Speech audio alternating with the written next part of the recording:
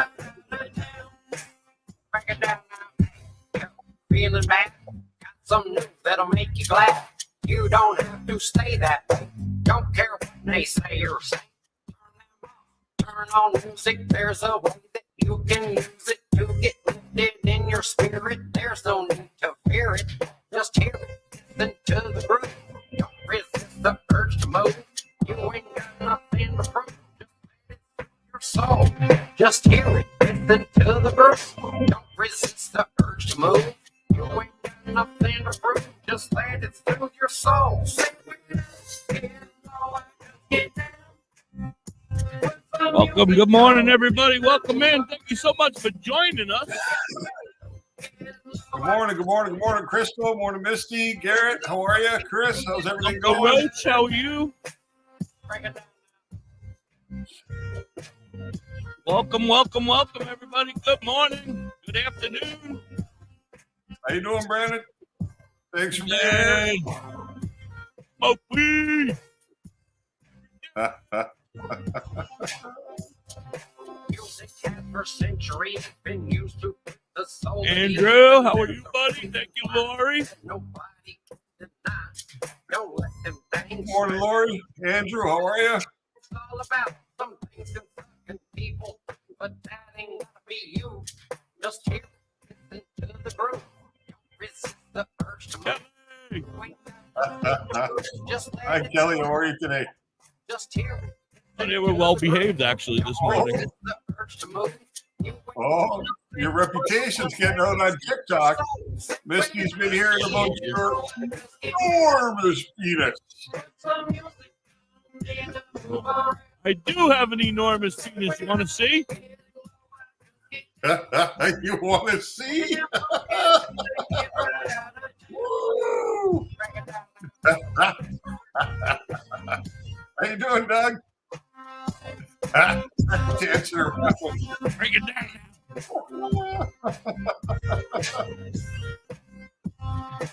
Oh, I love that shit. That's funny. If you are in the New Brunswick, Canada, Nova Scotia, hey, I told you, Misty, I don't mess around when I get an implant.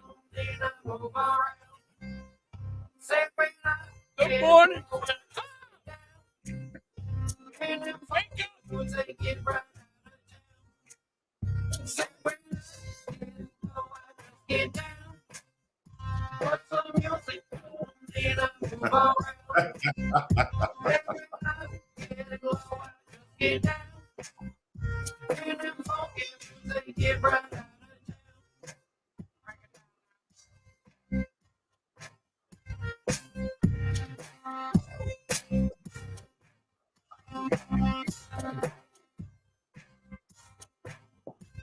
We might be getting some surgery today. Get this thing sewed onto my head. Getting a little tired to lose it. I thought you were about to get an enlargement. I don't know why it keeps falling off now. Hello, everybody. Thank you so much for being here. Good morning. Good afternoon. Hello, Wake and Bake. If you're just getting up, that was Muck Sticky's new one. Get down. If you haven't downloaded it, or you can always hear it here every day. I play it 100 times a day because I love it. I like to get down. Yeah. How are you, Dr. High? Good morning. I'm doing good. You? I'm okay. I'm doing well. I'm having a great day. It's a beautiful day outside. You can never complain when you love what your work is. You know what I mean? You can never complain. Yeah. I love what I do every day. I love being here. I love hanging out with you. I love hanging out with my family, the family. It's never hard. It doesn't even feel like I work. Well, that's good because I don't get paid very well. So it's good because I don't get paid very well either. But I'm going to say I already got about 8 hours in for today. So yeah, right. It's already been a pretty productive day. I'm working on like 6 myself. So I had a question come in overnight this morning from a friend, and I want to get to it right away because they're not able to be here today, but they wanted to, they're going to listen to it later. So I wanted to get it so they, we should wait till the end so they have to watch the whole show. But no, we'll get it in and out. It's about her children. Okay. She has 2 children, and she has a few questions. Her children. All right. If CBD helps with the liver, does it help with the liver at all? She has a son. He is I have to go through the messages back and forth, so hold on. Right. He's 15 years old. Okay. He's 6 And foot he's got 1. liver disease already. He's 6'1" and 230 pounds, Okay. and he has a fatty liver, an enlarged liver. Already? An enlarged liver. I don't know if it's fatty. I don't want to call it a fatty liver. It says enlarged here, so Right. I'm gonna go with an What's up, enlarged buddy? liver. I Okay. guess what she wants to know about him, and she has another son she had a question about as well with ADHD, but he's a little younger. She Right. wants to know what you would suggest about CBD for either, or if you would, or what do you think? Well, I've And never come across individual. anything that specifically discusses the liver other than when you talk about the Well, metabolism. he's constantly complaining. She said he's always complaining about his stomach hurting and issues with his stomach hurting. So, I don't know. Well, I mean, there is science that shows that cannabis is positive for nausea and vomiting. So stomach issues. Plus, when you look at CBD, I think she doesn't want to go to the cannabis side yet for them yet. yeah, you can always take a look, Garrett. There's never any harm in having a look at these things on ChatGPT or whatever you're using, because, like I said, when it comes to the liver and cannabis, mostly what I've ever read when the liver is being discussed is on how your body metabolizes THC or THCA, right, when you're taking it in an edible form. But I've never heard any discussion about somebody with specifically liver disease or a fatty liver or let's take into cirrhosis, consideration here. that.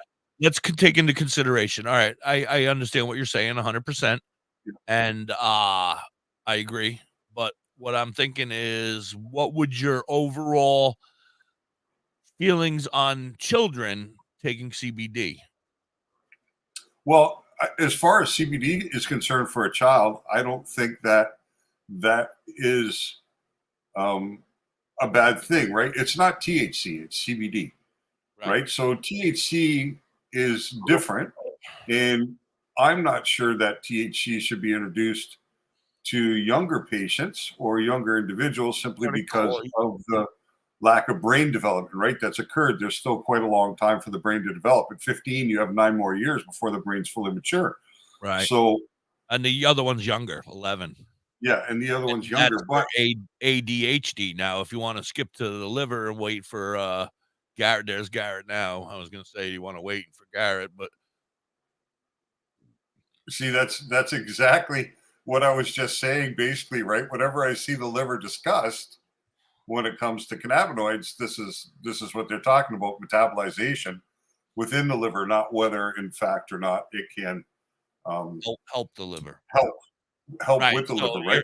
It comes up about me and my stupid liver. I right. And then hate you. The other side of that, though, is the endocannabinoid system, right? So he may be out of balance somehow. You know what I mean? Like the body could be out of balance. So when the body's out of balance, it tends to manifest itself in disease or sickness. Or so perhaps with the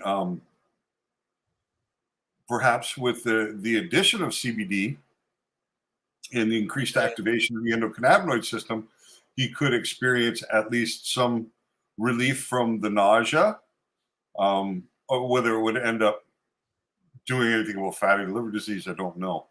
Now, ADHD, that was one of the things in our conversation with Dr. Harris that I'm not going to say surprised me, but that I was very interested in, was the fact that he does prescribe to kids with ADHD and younger patients who have it, and they do seem to find it beneficial, or Dr. Harris wouldn't be doing it.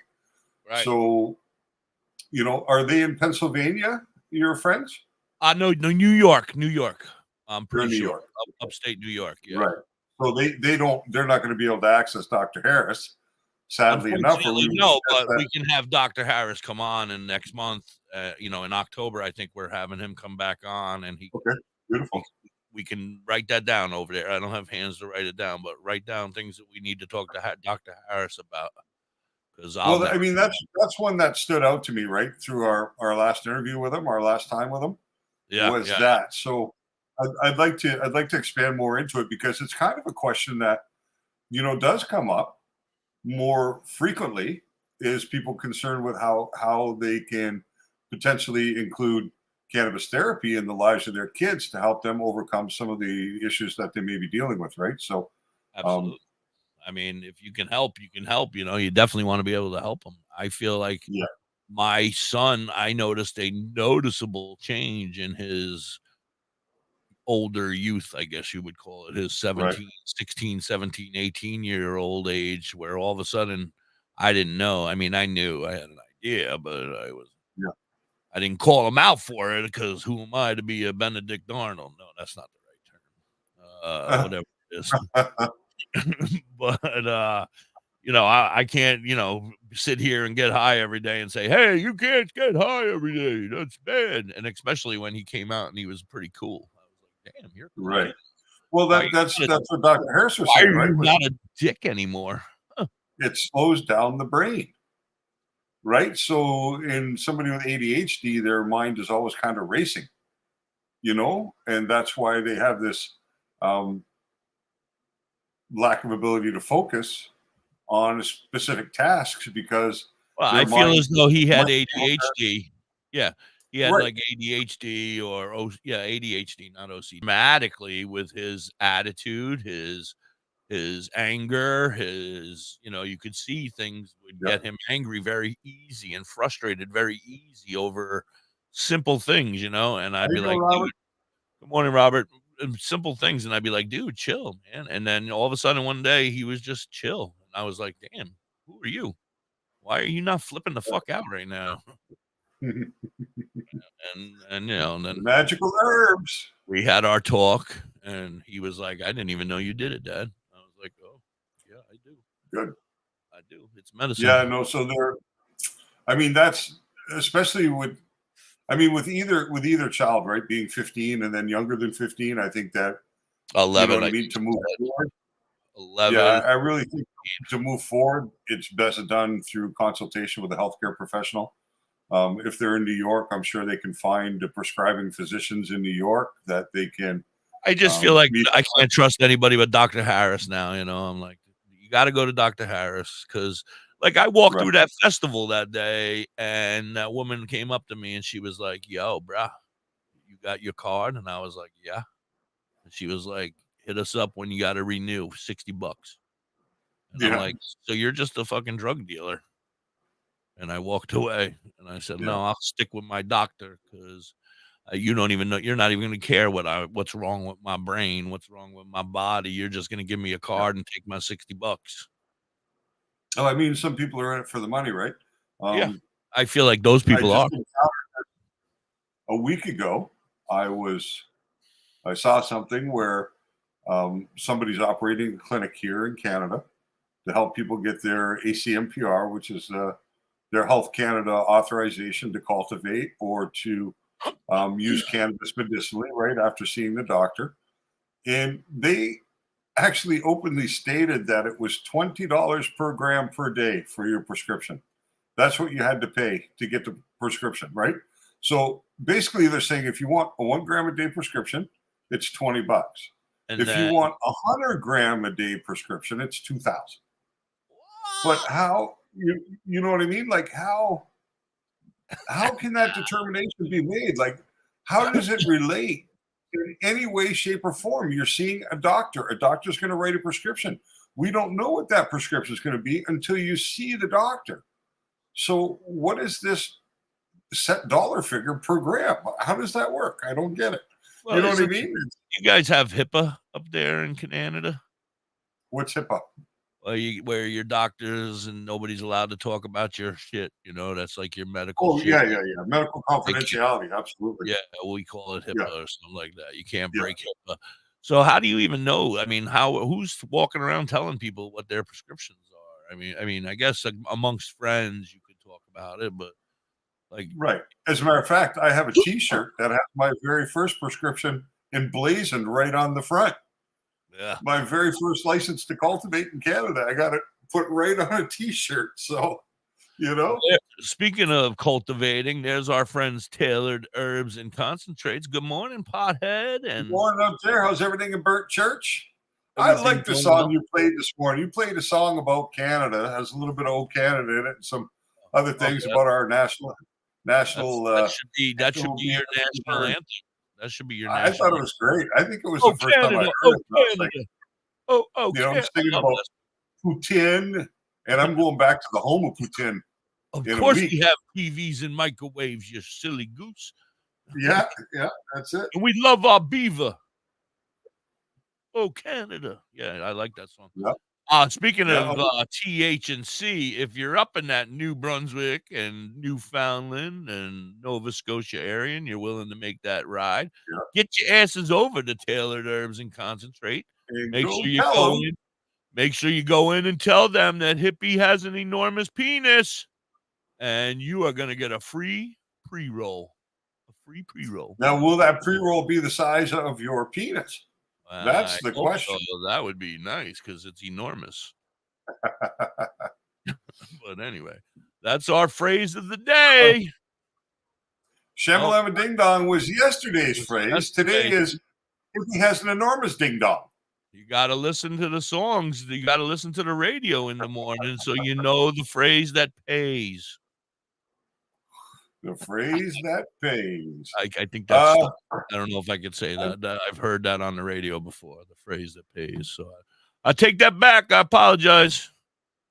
Yeah, it is kind of true, Garrett, that you can't cross the border with a criminal conviction, and that goes both ways, right? Like going into the States, if you have a criminal conviction in Canada, they're very unlikely to let you in, and vice versa. What's that?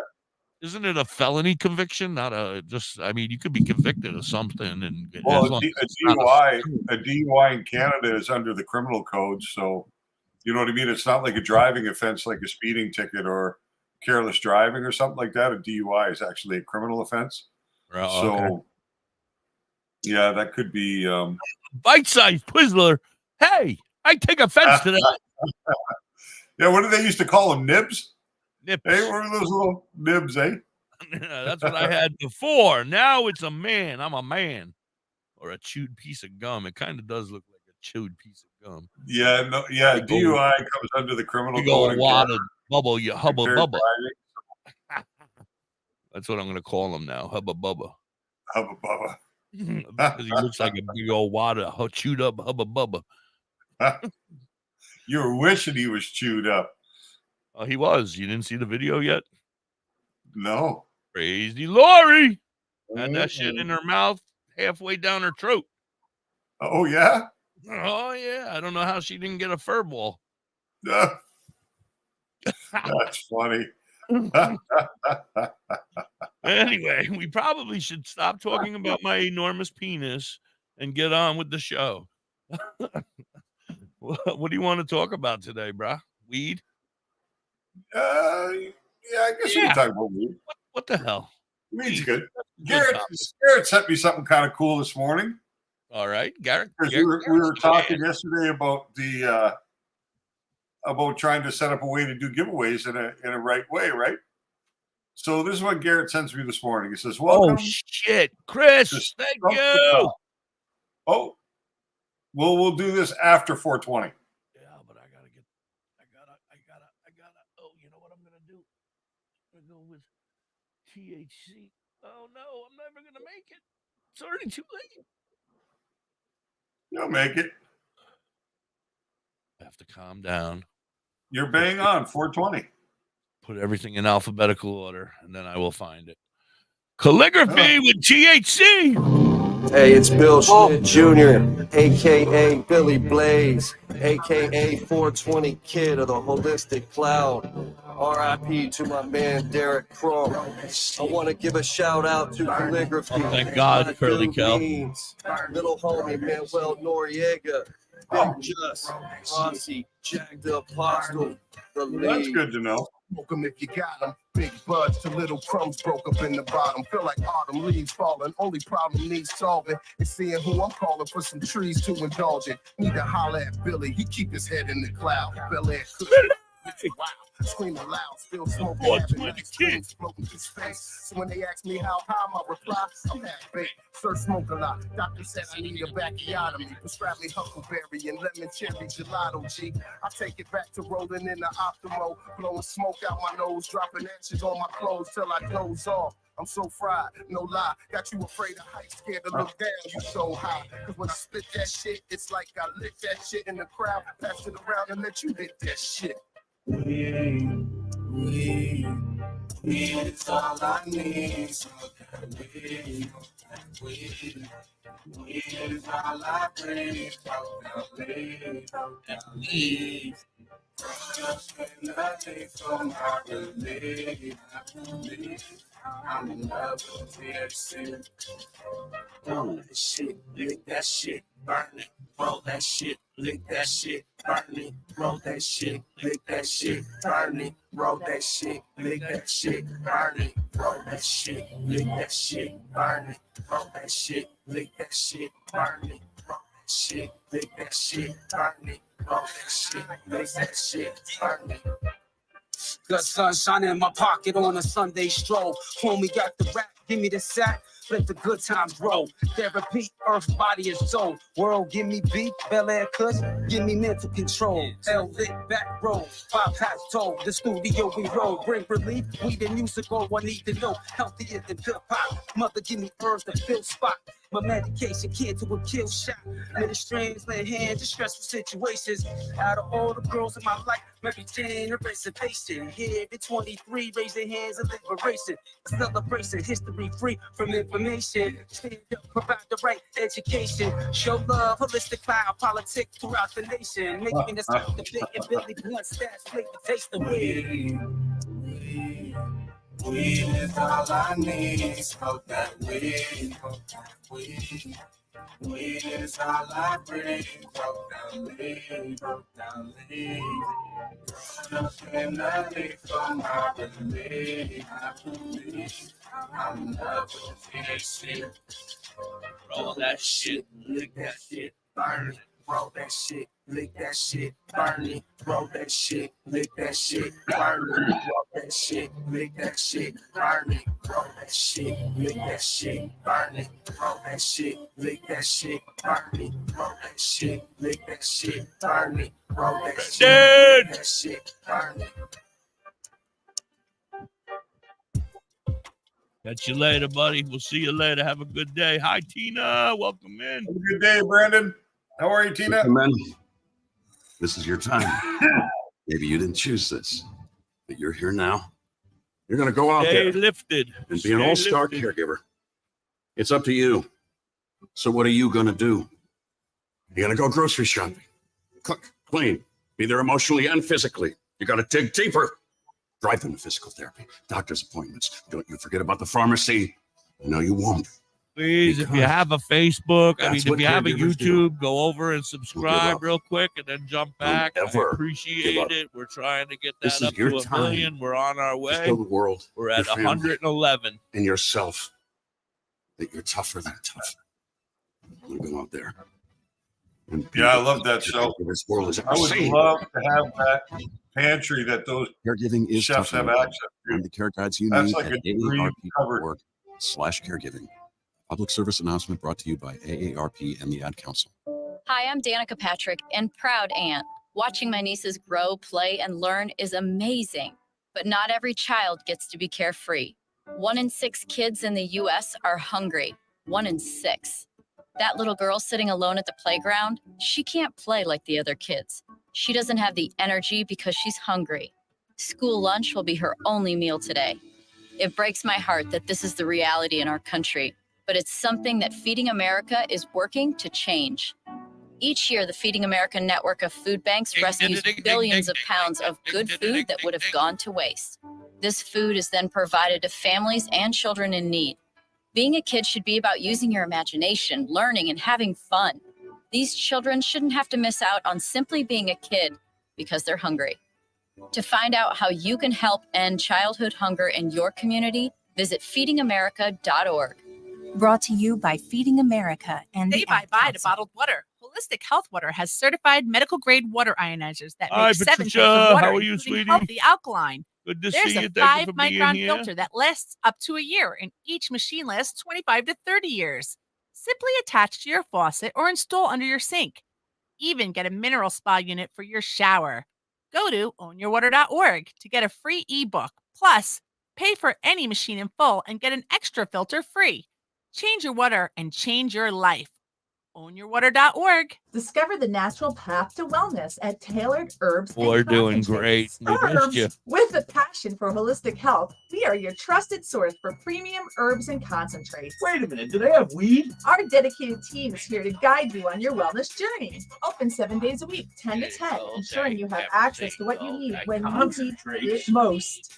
Tailored Herbs and Concentrates is located Their pot. 2941 Highway 11, Burnt Church, New Brunswick, Canada. If you need assistance anytime, I need assistance. I need weed. just call 506-871-4299. Tailored Herbs and Concentrates. Where all the potheads go.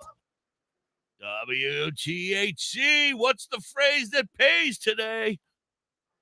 Hippie has an enormous penis. If you say that when you walk into Tailored Herbs and Concentrates, you're going to get a free pre-roll. Head on over there now.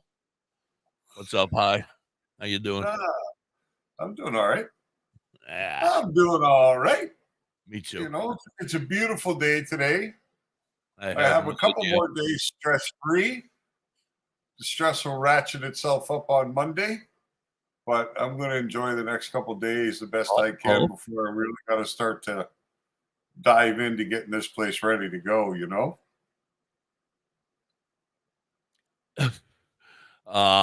What I want to say is Tina came across a CBD pen that is working very well for her. A full CBD pen? Vape pen, I guess, yeah. Was that from a dispensary or from another? No, she's in a state where they don't have anything, like, so she's buying that shit under the table. Oh, they have hemp. Speaking of that, DoktorHigh, Monday, right? Monday, everybody get your shit together. If you got your stuff to make the CBD, yeah, we're gonna do it on Monday. Yep. A friend, yeah, she got it from a Nice. friend. What's the bid? Nice. We've told you this 100 times, Curly Kel. Please write this stuff down, sweetie. It's White Widow or Harlequin, or Blue Dream could be pretty good too for Blue that. Dream can be pretty good too. Yeah, that's exactly what I was going to say, DoktorHigh. But really, the idea is to lower the THC and increase the CBD. So try and find a cannabis that has a. DoktorHigh has off tomorrow. Oh, he might have off tomorrow. He has an appointment. Yeah, I'm not sure. Tomorrow's going to play out. We can't take a chance on Friday because we can't be sure. So we said, you know what? We're definitely going to be here on Monday. So we're going to make it on Monday. Get your shit together, huh? I mean, in a good way. Get your shit together because we're going to be doing it on Monday. Yeah, tomorrow's still up in the air. I'm not sure. The appointment's early, but I don't know how long it's going to take. So, yeah, it could be a long one. So we don't want to take any chances. There may not be a show. No, I'll probably come on and just chill with you guys and hang out, and we'll play all of our. You know what we'll do? We'll play all of our independent artists, and we'll chill out and hang out and bullshit. And we'll be here. I'll be here. If DoktorHigh comes in late, then we'll come on and we'll hang out together. Yeah, it's just up in the air. We'll see how it goes because the appointment's like almost an hour away too. So, you know, a couple hours of travel time too, back and forth. So we'll see how it goes. But yeah, on Monday we'll do the CBD. for sure. Yeah, so Very everybody good still has it. We should put it out there again because you can watch it later. Make sure you go to GVB Biofarm. Say it again. G as in Gary, V as in Victor, B as in boy. Biofarm, one word. Biofarm. BIOPHARMA. Is it pharma? Biopharma? It might be pharma. Biofarm, yeah. Pharma. Is it PHA. biopharma? I don't know. I think so, but I could be wrong. But anyway, once you write that stuff, start writing that and it'll come up. You want to go to the 99.9%. It comes in a gray bottle with a white swirl. You'll see a white swirl around the gray bottle. You're going to get the 99.9% CBD. You're going to get yourself some MCT oil. Yep. And you're going to get yourself some corrugated funnel thingy. Graduated cylinders. That's what I said. Graduated cylinders. And then we're going to make drugs. We're going to make drugs, everybody. The graduated cylinder, you can kind of get around. Bitch, I spent $12 on those things. That could have been another gram of weed. Well, they come in useful. If you're gonna make it a lot. Oh, and you're gonna need a scale, right, Dr. High? We're gonna need a scale. Yeah, a scale is kind of an important part of it, so that you know your proper dosing for what you're trying to do. Not one that you're standing on. Not one that you stand on. No, it has to be a very at the very least, a scale that goes to 0.1 of a gram. And what's actually better is if it goes to 0.01 of a gram. Yeah. So a 2-point scale is gotta kind of have like a drug dealer scale. You want to have to go out. You can't use this scale. Hold on. Let me see if I. Yeah, because you're only going to weigh out at the most probably a gram of powder, right? So. Yes. So this scale will not work for you. No. This is hey, Marcel, how are you? This is not a good scale for weighing what we need to weigh. No, that's so old school, man. I think I got one of those kicking around too someplace. You know what I also found the other day is I was looking through a box or something that I haven't seen in ages. I have a beautiful old balance scale. Oh, the old triple beam. Yes, I used to have one. I stole it. Not a triple beam. Oh, I stole it from high school. One. Comes in a nice velvet box. You pop open the box, you screw in the balance part, you hang the chains, and it's got all the brass weights with it. So you put your brass weight on one side, your product on the other side, and when it balances, it's good to go. Yeah, with the weights. I had a triple beam that I may have borrowed from my science class.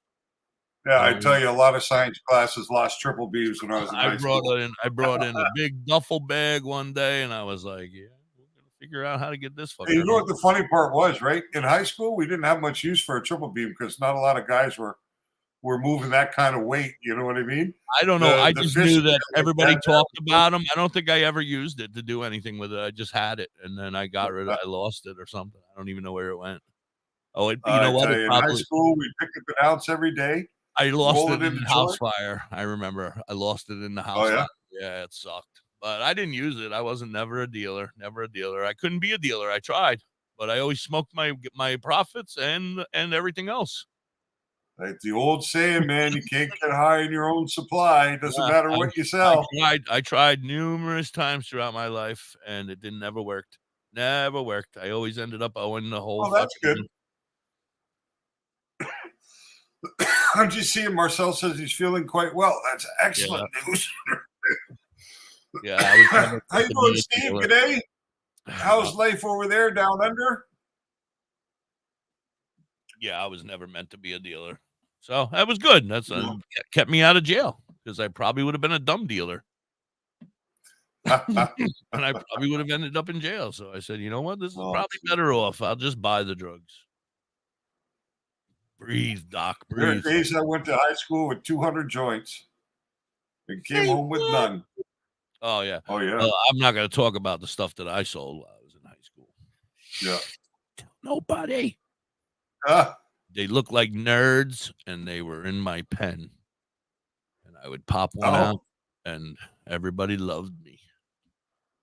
Loved the nerds. They would look like nerds, but they weren't nerds. Yeah.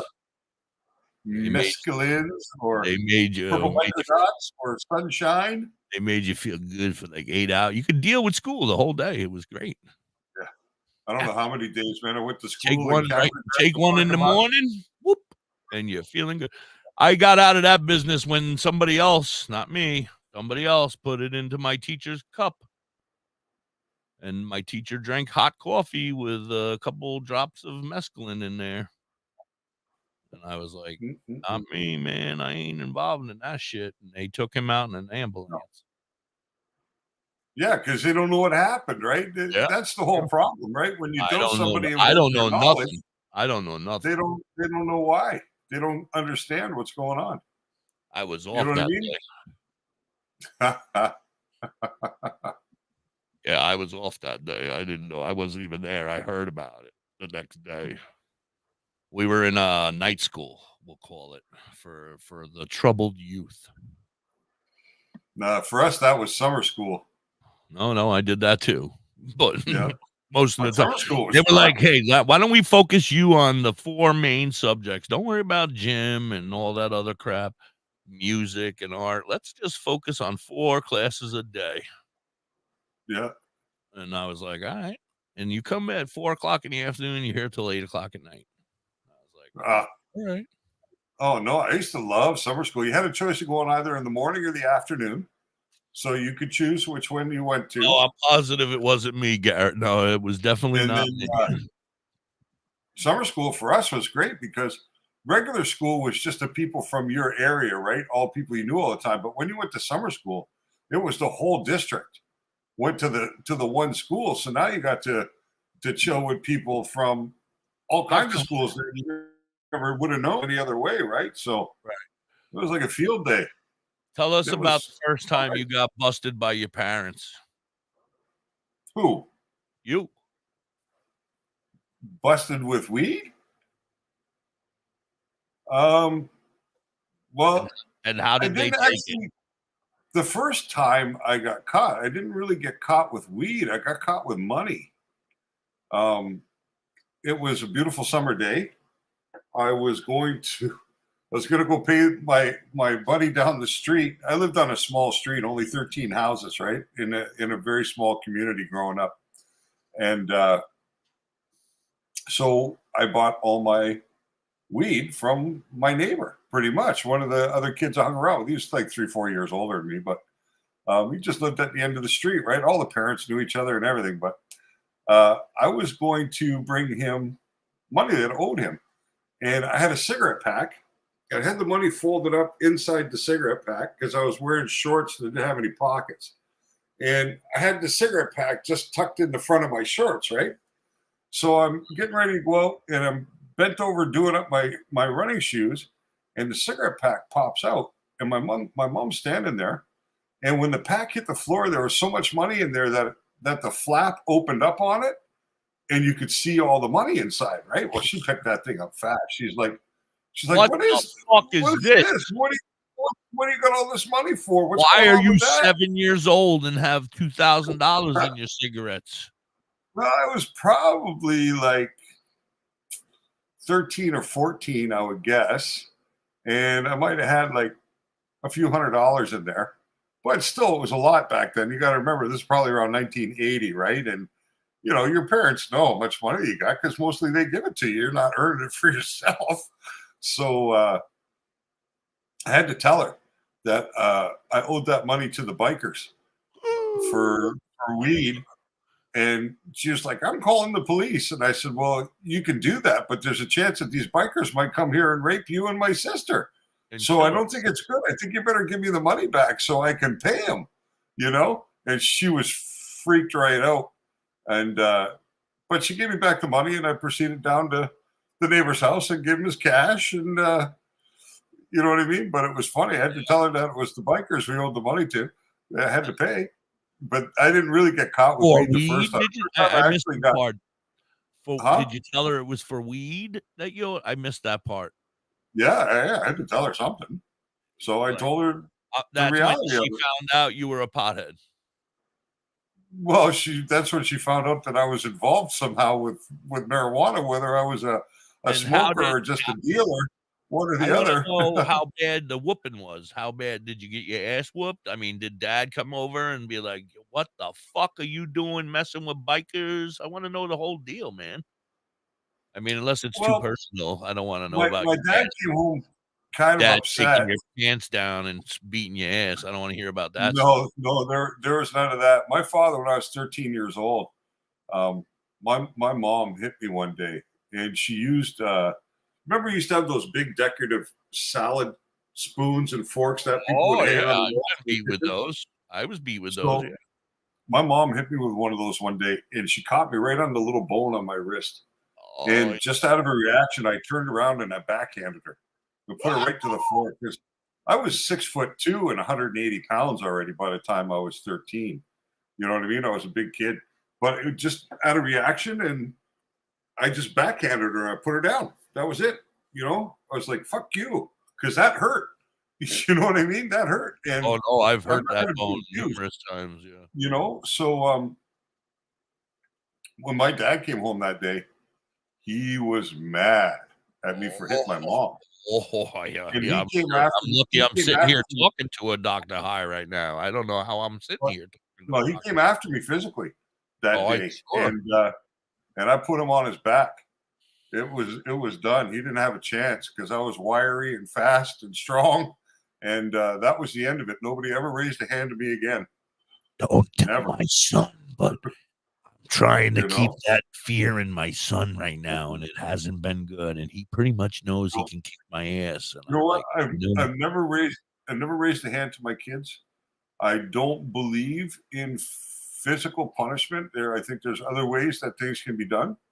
Um, and I was one who got hit quite a bit growing up. And I guess by the time I was like 13, I was done. That was it. Fuck that. Nobody's going to hit me no more. You know what I mean?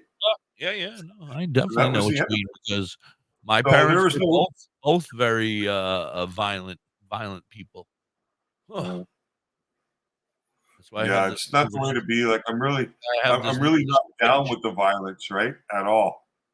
I don't. I mean, there's a time sometimes that violence is a necessity, right? You have to defend yourself. You have to defend somebody weaker from an aggressor if you have the opportunity to step in and do something like that. You know, like you're walking down the street, you see some guy slapping his wife, then you have to intervene. You see some guy slapping his kids, you got to intervene. You got to say something. But instigating violence or being the one to perpetrate it is not something I'm down with. You know what I mean? Just not me. Not I'm big after enough to do not after the abuse that I took. I was like, yeah, no, I'm not doing this. no. And I can tell you, 8.5 years in federal prison in the States, I only fought one time.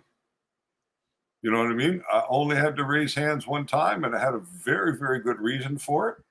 The guy's lucky that that was not what I intended to do initially to him, because his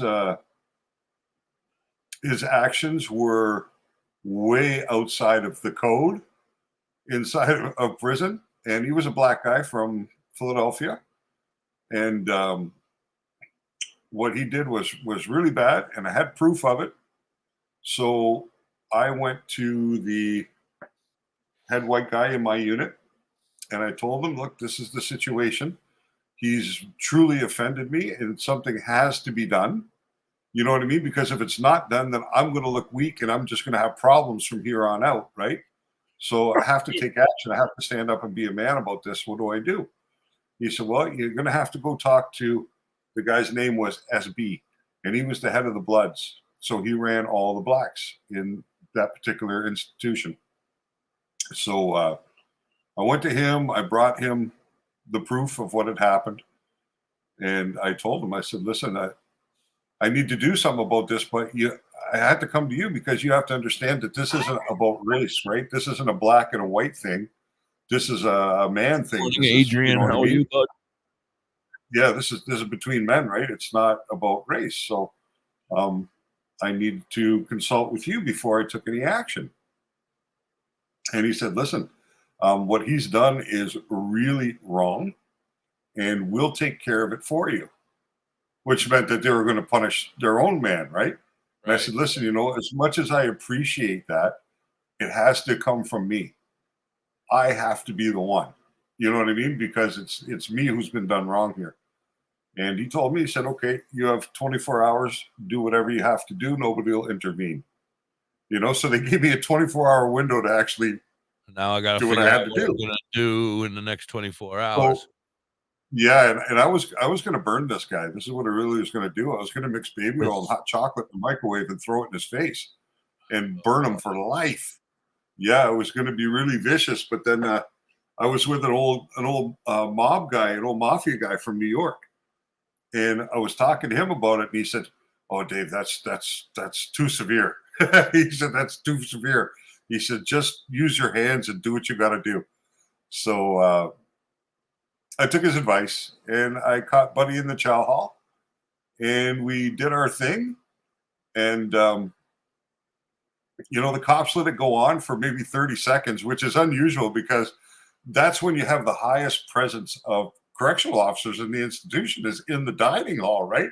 When you have 400 inmates in there eating, that's when you got a lot of cops in there because shit can kick off quick. But they let it go. And eventually hit the body alarm, and they come over and they're like, all right, let's stop. And I get up and I step back, and they pull him back, and they take us both to the hall. So we're in the special housing unit, or the hall, they call it, the SHU. And I'm waiting, you know, for several days because usually you see what they call the DHO, which is a disciplinary hearing officer, which is usually a captain of the institution, right? They come in and they talk to you about what happened, and then they give you a punishment. They keep you in the hole for 30 days. They take your phone privileges or your commissary. They do something like that, right? But it wasn't happening. The DHO wasn't coming to see me. So I kept saying to the sergeant in the SHU, what's going on? When am I going to see the DHO? When am I going to see the DHO? And about 10 days later, he came, and he pulls me into the office, and he says, let me ask you something. Is this a black and a white thing? And I'm like, no. And then he says, does this have anything to do with this guy sending a letter to one of your people on the street? And I'm like, well, you guys are going to have to figure it out for yourself. You know what I mean? But that's exactly what had happened. This guy had sent a letter to one of my people on the street, somebody he didn't even know. And in that letter, he said all kind of fucking shit about me that was just bullshit. You know what I mean? And the person he sent it to knew that because they contacted me, and they're like, what the fuck are you doing giving this guy my information to contact me? I said, I never did that. You know what I mean? I never give him that information. So this guy, what he had done was we used to lock in at 9:30 at night. So I had just finished writing a letter, and they called the lockdown, and the mailbox was right outside his cell where you dropped your letters to mail them out. So he's like, do you want me to drop that in the box for you on my way down, you know, as I go back to my cell? And I'm like, yeah, sure, here. And I gave it to him. And he must not have dropped it in the mail. He must have taken it into his cell and then read it and then took the information, you know what I mean? And yeah, it was a big thing. But when I came out, 65 days I spent in the hole, 65 days in solitary for that incident. But the reason they kept us so long is because he was 65 days from going home. So they had a choice. They could either let us both back out onto the compound, where the chance of this thing igniting again was was real, or they just held us both until his time was up and he was gone, and then they put me back in the compound. But I'll tell you what, like, as much as I didn't like doing it, I'm glad that I did, because I gained a lot of respect in the institution from that, both from the inmates, because I did things properly. I got my ducks in a row before I actually went and assaulted this guy, and it didn't cause any big ruckus between the whites and the blacks or anything like that. And from the institution itself, the corrections officers, because they knew what happened, right? They got snitches all over those places. So somebody had told them, and that's how that DHO was able to ask me specifically, did it have anything to do with somebody sending a letter out to your family on the outside or your people on the outside? You know? So, but once I did that, I never had another problem in that institution ever. So it's not a path I wanted to go down. But in that time, in that particular incident, it was actually beneficial. So, Right. I think I'm due for a commercial, ain't I? Yep. All right, we'll be right back after this commercial break. You're hanging with Da.Hippie and DoktorHigh. Adopt US Kids presents What to Expect When You're Expecting a Teenager. Learning the lingo. Today, I'm going to help parents translate teen slang. Now, when a teen says something is on fleek, it's exactly like saying, that's rad. It simply means that something is awesome. What is that? Another one is totes. It says Marcel was banned and their comments were removed. Yeah, As well, in, Marcel I thinks totes love he going to the can mall. write stuff and Another that word I you don't might like. hear is jelly. And the only way I Jelly could is a get rid shorter, of it better way to was to say ban jealous. them. So he'll As be in, back tomorrow Chloe, as far as I I'm am like concerned. so but jelly of your unicorn. You don't put racist stuff in my fucking chat. You don't have to speak teen to be a perfect. Oh, he put something racist Thousands in of there? teens in foster care As will far think as you're I'm concerned, it was rad, racist. just the same. Oh, really? I didn't even see it. Visit I don't adoptuskids.org. appreciate any A of that public kind of service shit. announcement brought to you by the U.S. Department of Health and Human Services, Adopt U.S. Kids, and the Ad Council. This is the story of a very special I woman. did my best to get it down In as a quick matter as of I could. seconds, she turned herself into a great mathematician. And unfortunately, when I was doing it, it popped her up on knowledge here was as well, and I was like, limitless, "Fuck!" and still is. But I couldn't get She it could out also of there. make monsters disappear. Right. But that Especially shit don't those that fly lived in here. the That don't shadows fly under the here at all. Once, I don't I'm get very how someone surprised. put not back at together a all. teenage girl's broken heart, which had been Yeah, I'm very shattered in surprised. 1,000 So if pieces, just by giving her a bear hug. She Oh, yeah, masqueraded that's as a very regular racist. person at work, but as a superhero at home. Everyone knows her as Gabriella. Yep, that won't do. I still call her Mom. Your hero needs you now, and AARP is here to help. Find the care guides you need to help, complete with tips and resources at aarp.org/caregiving. A public service announcement brought to you by AARP and the Ad Council. Hey, Mississippi, why don't we take a ride to Dolphin? Nick, how you doing, Nick? Nothing. Bella's badass. Cool, Crystal. Marcel. Oh, Just but I be thought you hung careful out with with him your on terms, Facebook and on man. TikTok. That's Stuff only you on may have Mondays, heard in your Tuesdays, lifetime, it Saturdays, might not be Sundays. appropriate. Today, I want to go there and pick up all my great finds. That sounds like a great road trip. That's Bella's Yeah, the Badass world has changed. Crystals on TikTok and Facebook, but you can also find them at the top of the mountain in Da.Hippie, PA. They are badass. Are you in the Owensville or Middletown, New York area? Revamp your space with Collins Paints Ltd. Ugly walls? Let Collins Paints Ltd add a splash. Not trying to start no issues. Everybody chill. We're cool. Business. They can transform your space to whatever your heart desires. Say goodbye to the boring beige and hello to possibilities of bright and vibrant colors. The Collins Painting Team are a group of skilled professional painters who will turn your vision into reality. Call Collins Paint Ltd today to be fast and easy flow. Available Monday through Fridays, 8 a.m. to 5 p.m. Saturdays, 9 a.m. to 5 p.m. Call 845-869-8176. WTHC. Good morning, everybody. Good afternoon. If you're over here on the East Coast, don't forget, Hippie has an enormous penis. If you get into THNC, tell them, make sure they know Hippie has an enormous penis. Well, Dr. High, what's going on, buddy? I'm sorry you had to go through that. That's a rough situation. You don't want to ever be in that kind of a predicament, like I've always tried to avoid any type of situations, avoid conflict. That's my way. Yeah. And I was make them right? laugh, make them laugh, but you had to do what you had to do. And I agree with what you did, but well, it was worse because I was good to him. You know what I mean? Like he didn't have a pot to piss in there. And, I had probably known him for about a year at that point. And you know what I mean? I'm a hustler. Like I do my thing, right? So when they were taking tobacco out of the institution, I made sure I stockpiled some, hidden away. And I shared some of the proceeds with him of being able to sell some of it. And I helped him out get a pair of boots, you know what I mean? Like a pair of like street boots, you know what I mean? Not the regular prison issue, but you could buy from the commissary boots and stuff. And I was good to this guy. And they turned around and did something like that to me. And it was really like, was an insult. And yeah, I mean, it's a shame it happened, right? I wish it never would have. It wasn't what I wanted to encounter either, but it is what it is. You know, it's a long time ago now. Yeah, you can't look back. That's one of the things. You never look back. It's over with. It's done. Don't let it get you down. Keep your head up and keep on moving forward. Never straight. Yeah, I mean, crazy things happen in places like never that. Straight, right? Like, always forward. Never straight, always high. You know, I seen guys stabbed for $6, $8. I mean, for nothing, right? But it wasn't about the money. It was about their attitude towards it. You know, like I seen this one big guy from Jamaica. He was massive. They used to call him Bigga. He was big. He was probably like 6'6", 400 pounds. Just a huge guy. And then there was a little guy from Boston. He might have been 5'6" and 130 pounds, right? And the big guy owed him a book of stamps, and a book of stamps was worth like $8, right? And at one point, the guy from Boston goes to the other guy and he says, "Listen, you know, I need my money. I need my book of stamps. Give me my book of stamps."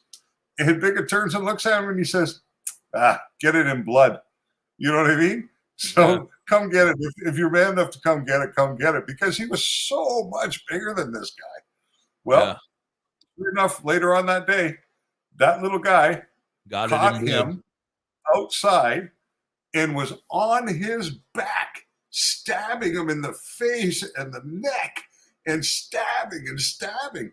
And his shank broke, and it went through the little guy's hand. So it's coming in here and coming out here, and he's still trying to stab the guy with it. And I mean, be careful what you ask for in that environment, because you just might get it. You know what I mean? I'm going to do my very, very best to avoid that environment. Yeah, that's the best of all. That's the best. Long story short, avoid that environment. Yes, that's really the best thing you can do is not go. You know what I mean? Yeah. So they moved my job interview from today to yesterday, and they offered me the job on the spot. Well, that's great, Garrett. Nice. What kind of things you going to be doing? Hopefully, Garrett's going to come back and say, "My new name is going to be Garrett Beener, male prostitute."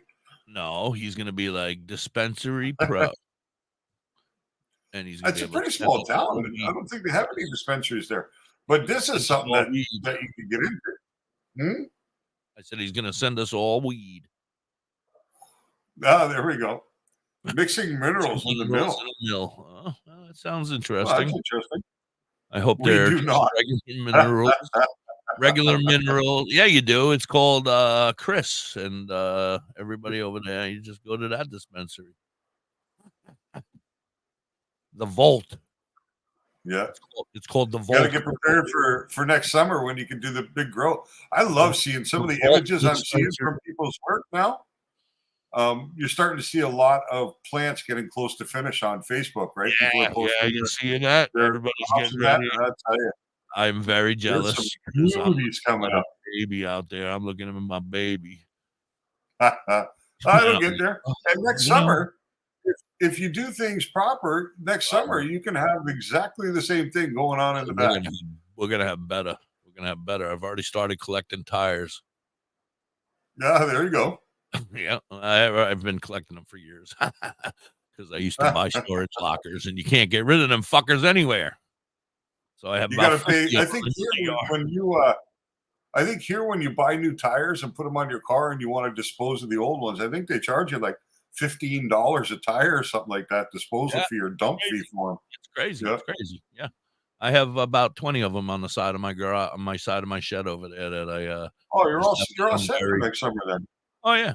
That's good for 10 plants. Yeah, all right. That's what I'm saying. I'm gonna have about 10 8-foot trees in my yard. I don't know. Maybe when I'm back in Quebec, not this year, but next year, maybe I'll find myself a 3-bedroom place and I'll do a bedroom. I'll go get my prescription reinforced and do a nice little room for myself. I would like that. In some ways, I love the environment, right? I really do enjoy it. But now, Dr. High, I have to tell you that this THC tailored herbs and concentrates festival Yes. sounds like it's a pretty much a go. I want you to know. So you better keep your calendar free in July because we're going to Nova Scotia or New Brunswick. We're gonna That could be party. done. I could do that. I could do that by train. I could do that by plane. I could do that by I bus. wonder if I can do that by train. Wonder if we can do that by train. You know? Can we train from here to Canada? I would imagine you could. Amtrak or something. You know, like all aboard. Yeah, you'd probably be Amtrak to, let's say, Toronto or someplace like More that. than And then welcome you'd to switch join us, Chris. rail. Anybody's welcome to come. Muck Sticky's probably gonna play. I don't want to say guaranteed yet because nothing's been signed, but it sounds like That'd be he's fun. interested in going. Calligraphy said they were interested in going, so they might be going. I don't know, but everybody who wants to go can go. No, I don't think we'll have the THC jet plane by then, but I am manifesting. Maybe we could borrow Led Zeppelin's old plane. What I'm thinking is I want a helicopter because then I can just fly around and pick everybody up one by one and drop with a ladder. Like, drop it down and climb down. Oh, that's funny. Yeah, no, that'd be a blast. You know what I mean? Marcel, just From the drop it, events bro. I've been to some cannabis events, and I just love the environment. Really, you know what I mean? Like, and especially in this situation, like on the First Nations territories, where you really do have a lot of opportunity to enjoy it to its fullest, right? Without any kind of restriction. And, you know, you just got to be a good human being, and the rest is available and better product than you can find in the Health Canada distribution network. So, you know. Yeah. So That'd from be what lovely. I'm hearing, it is not going to be on Indigenous land, but it will be on land. That's good. Well, that's good. Although they got a lot of water around there, but it's beautiful. The east coast of Canada is really very, very nice land, very nice territory. You know what I mean? Like, There you visually go. beautiful. Your little pad right on the top of the bank. Yep. And I'll land it right there for you, buddy. I won't make you go up the ladder. You can just jump right in. You got shotgun. That's Marcel, buddy. Have a good day, Marcel. I'm not mad, bud. Just, you know, we got to be careful. I have a lot of friends, and I don't want to offend anybody. I love them all. Well, we don't want to offend anybody, friend or foe. Really, I mean, there's I no try reason. not to offend anybody, but people get offended by me sometimes. I know it happens. I'm a little crazy. Mississippi's Yeah. home. I couldn't tell you, Garrett, about the Northern Lights. I haven't seen them for a long time because usually, by the time the Northern Lights would pop up, I'm already well asleep. I get up early. This morning I was up at about 20 after 3. You know, and I was on the computer by about 5.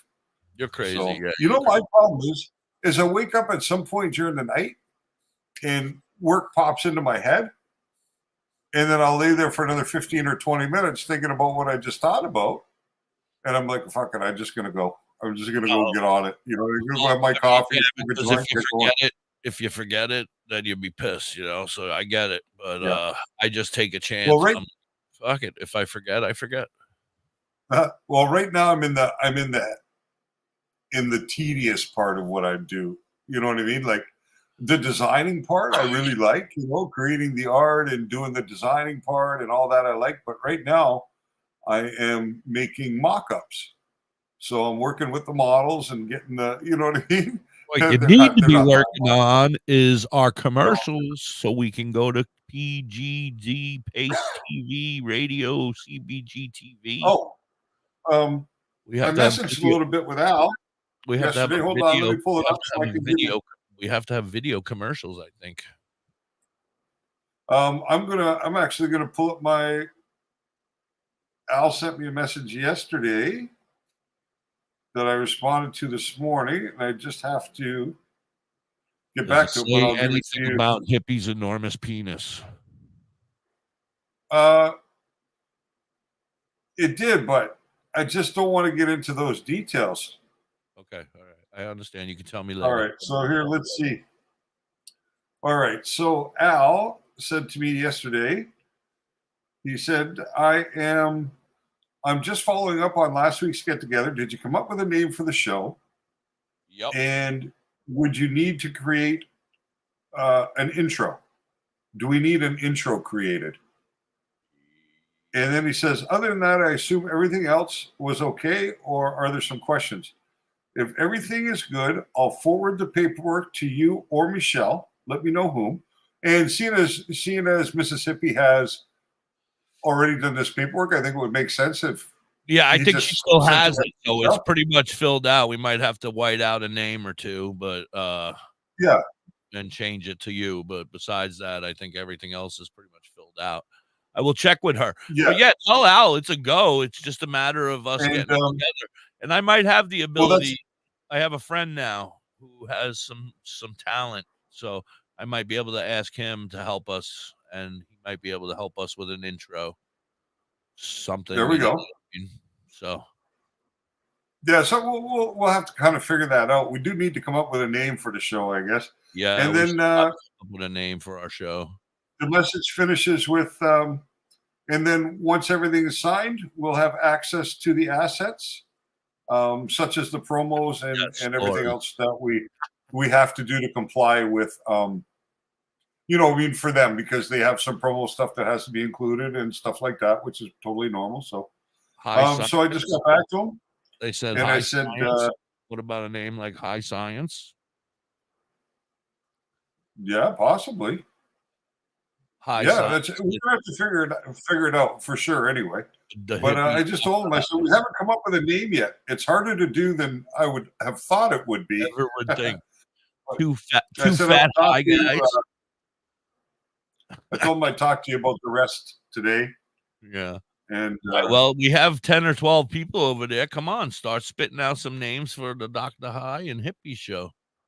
We got to have a name. We're going live. Yeah, on TV. I think Garrett might be pretty much right there, because it works, right? Hanging with the Hippie and Dr. High. I mean, it's simple. It's what we do every day.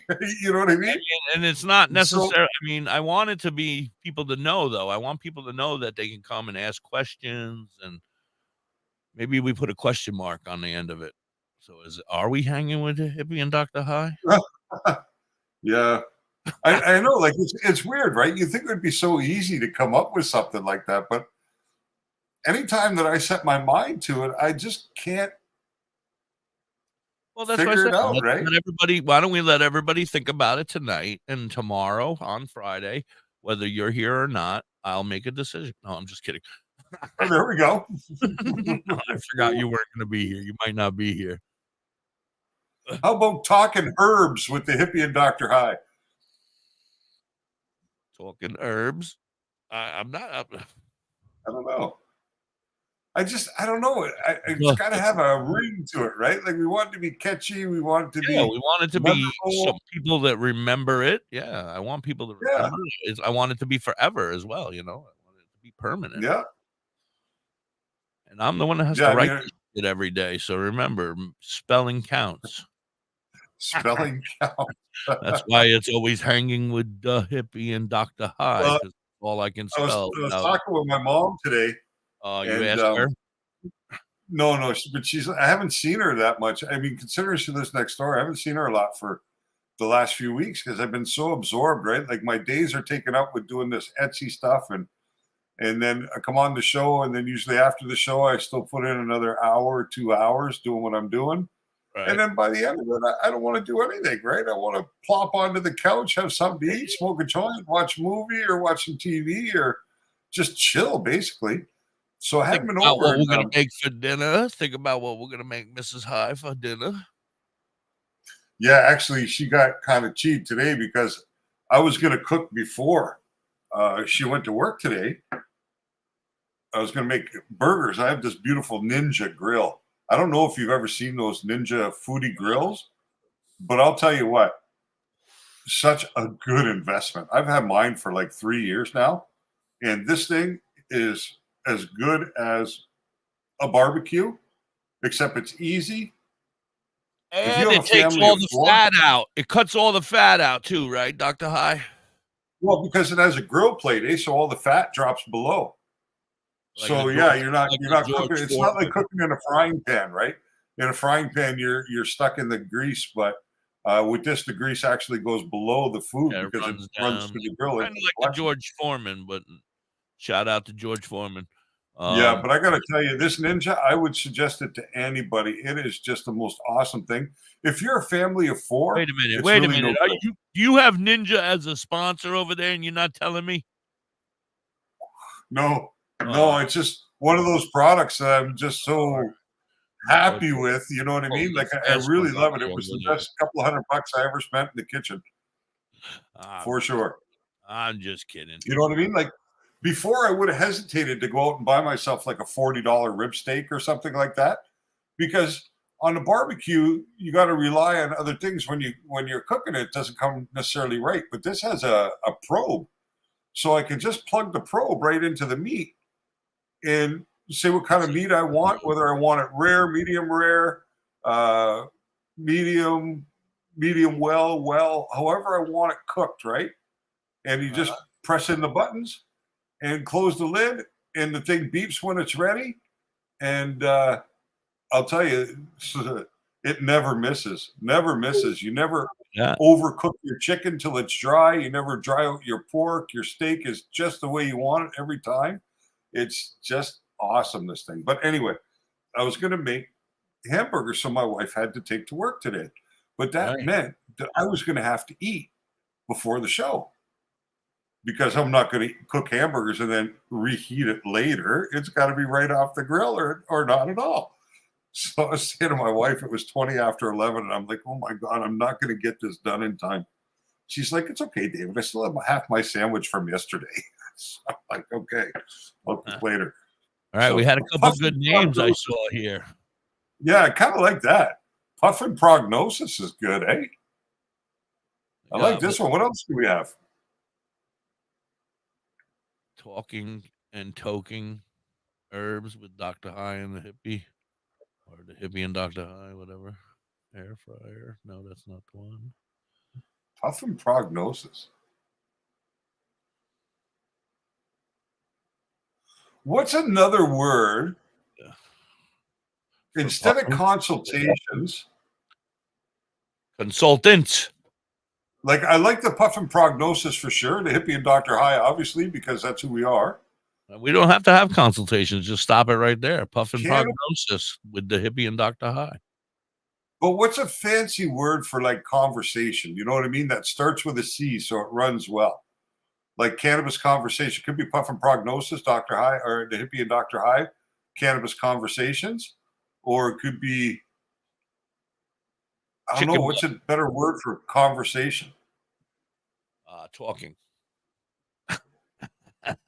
Talking. Yeah, there could be a dirty joke about meat probing, but we'll have to ask the Hippie because he's the one with that new piece of meat. So he'll be thinking about that. There it is. There it is. Oh yeah, there it is. I'm so proud. Anytime anybody wants to see it, just let me know. I'm very proud. I'll whip it out, buddies. Whip it out. Yeah, I think we kind of want to stay away from the word consultation. I kind of want to stay away from the fact that we're high. You know, like we're not the average show. We're not high. We're here to help. You know, like that's. I mean, we're high. Of course, we're high, but you know what I mean. Yeah, just there's a word that's in my mind, but it's just not coming to the tip of my tongue. You know what I mean? That would maybe work at the end of that. But I kind of like Puffin Prognosis. Correspondence. Correspondence. Cannabis correspondence. Could be. Puffin Prognosis with the Hippie and Dr. High. Oh, Lori, congratulations. Oh, that's shit, wonderful. Yeah. I forgot to tell you, Dr. High, she got her car. Well, I'm seeing first. She says, I got my medical card. I'm legal. A big penis. A big penis. That's like a fixation, I think, Lori, to go from one to the other. Like It's not big, it's enormous. You have to say enormous when you go in there. Session.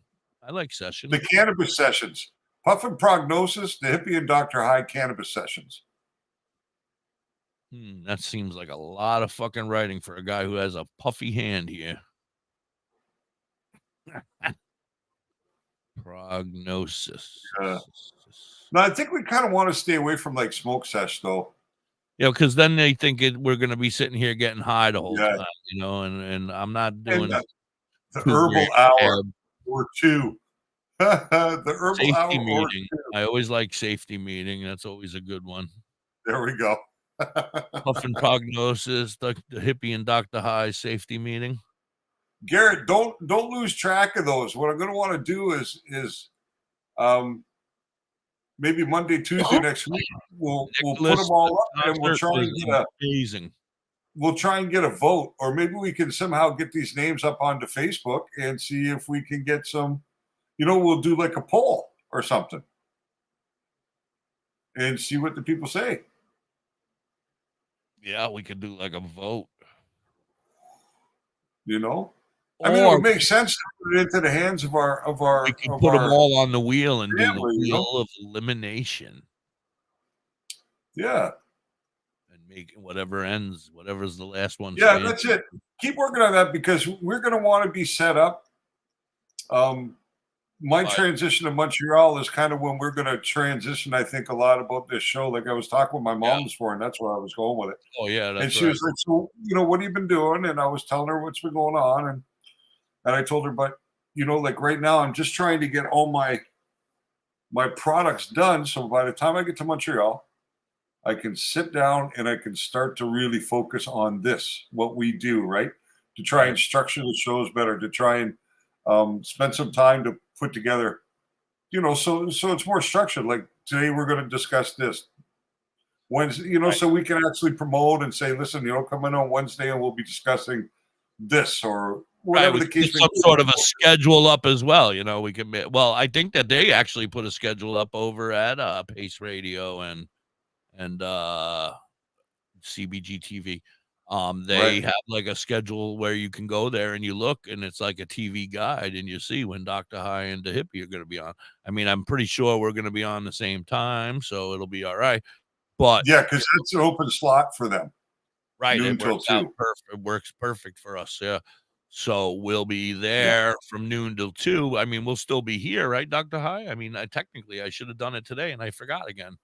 Damn it, because I went and I looked, and I am a member of what you said, CBG TV. Oh, CBG TV. And I forgot to. And that's one thing you guys can do out there if you want. You can head on over to CBG TV and join them. They have a lot of really good shows on there, like shows like we're doing, but cannabis content and information. No real music though, right? They don't have like a music station. Oh, not Pace that I've Radio, heard, no. Pace Radio might be music as well. Could be. I don't know. I have to check it all out. Oh, you just had a birthday, Nick. Happy birthday. You had a good birthday, so that's good. Did you smoke lots of weed? He doesn't smoke weed. He drinks alcohol. He's an alcoholic. Did anybody give you the pleasure of their toes for your birthday? Yeah, there you go. Now we're talking, Nick. Nick, did you get a foot dance? Any good photos? Ladies, gentlemen, he don't care. Men's foot, women's probably foot. like those dancers from Morocco and India that have the rings on their toes. Oh, he's very into that stuff. Very into feet. No pictures? Your parents didn't even get you no pictures for your birthday? Yeah. You didn't tell mommy and daddy, I want foot pics for my birthday. Or actual feet. Or some feet. You know, yes. it's kind of bizarre. You want to hear really... We've already discussed this, and that makes us nervous. We think he has like a basement full of just feet. And if there's if there's anybody out there walking around with no feet, please hit us up. We might know who did it. We might be able to hook you up. We might know who has them. You know, it's kind of strange because I've seen it on the news. You know what's few times. You know what's strange? In British Columbia, there's a stretch. You know what's strange? In British Columbia, that's you know what's strange is we got to do 420. Oh shit! Yes.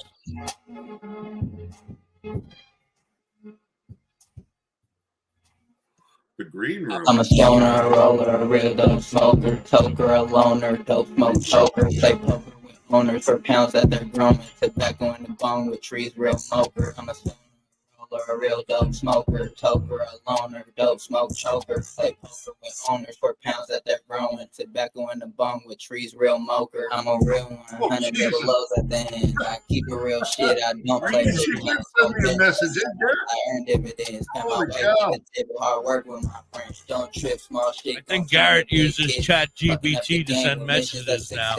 Bro, that's what my team, we gon' plan for the best. Shout out There's to like 40 of them here. 40 names. Hit it twice, then I'm passionate. Gotta ask, then we tapping it. Gotta ask, then we tapping it. Roll a J, put the hash in it. Hit it twice, then I'm passing it. Gotta ask, then we tapping it. Gotta ask, then we tapping it.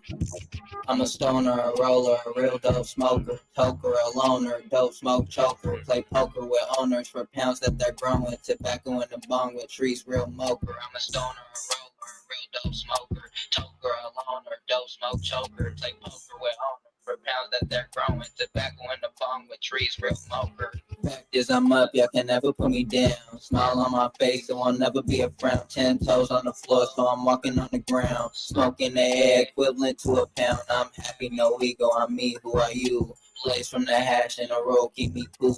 Don't need nobody, myself not a fool. My brothers around, they licensed the tool. Fact is I'm up, y'all can never put me down. Smile on my face, it won't never be a frown. 10 toes on the floor, so I'm walking on the ground. Smoke in the air, equivalent to a pound. I'm happy, no ego, I'm me, who are you? Blaze from the hash in the road, keep me cool. Don't need nobody, myself not a fool. My brothers around, they license the tool.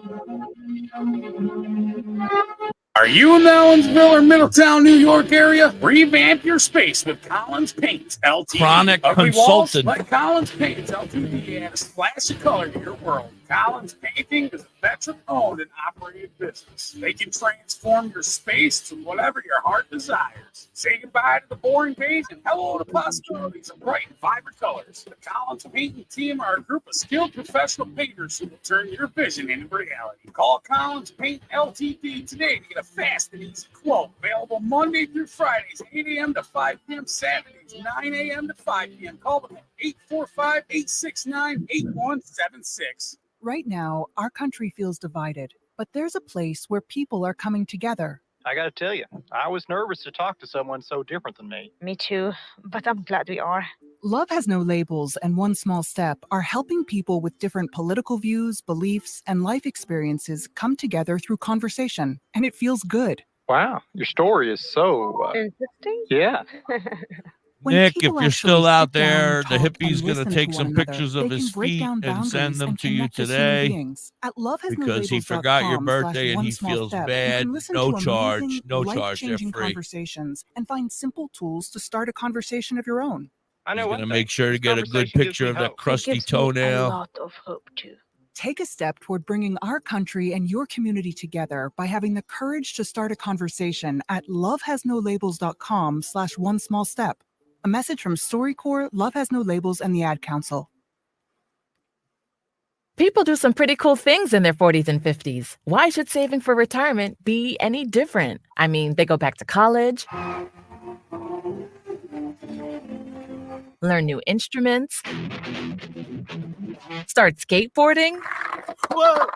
Okay, maybe that one's not for everybody, but saving for retirement is. With aceyourretirement.org, you can get on track with your retirement savings no matter your age. Just have a 3-minute chat with Avo, the friendly digital retirement coach from AARP. You'll get personalized recommendations based on your input that are easy to understand and work with your lifestyle. It's quick, easy, and free.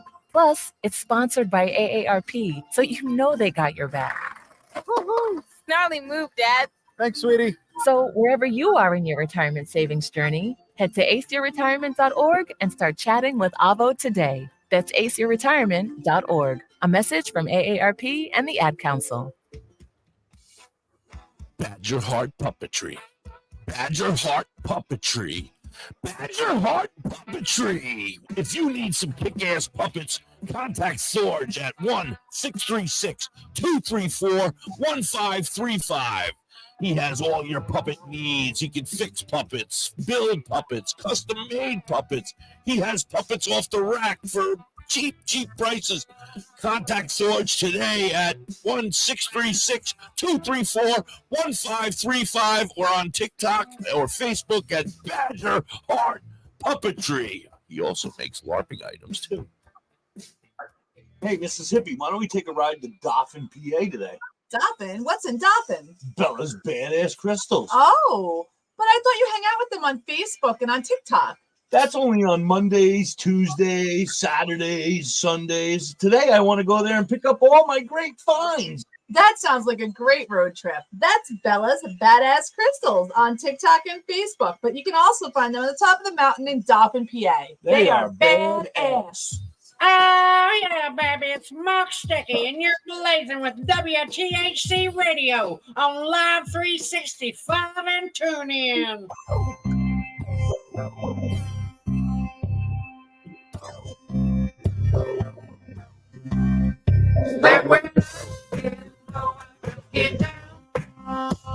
Sorry, I needed to get down.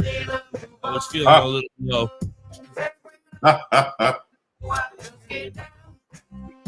It is a pretty catchy song. Feeling bad? Got some news that'll make you glad. You don't have to stay that way. Don't care what they say or say. Turn on music. There's a way that you can use it to get lifted in your spirit. There's no need to fear it. Just hear it. Listen to the groove. The homegrown hour. Your soul. Just hear it. Listen to the groove. Don't resist the urge to move. Yeah. The homegrown 2.5 to 3 hours. Get down. Put some music. Lead us move around.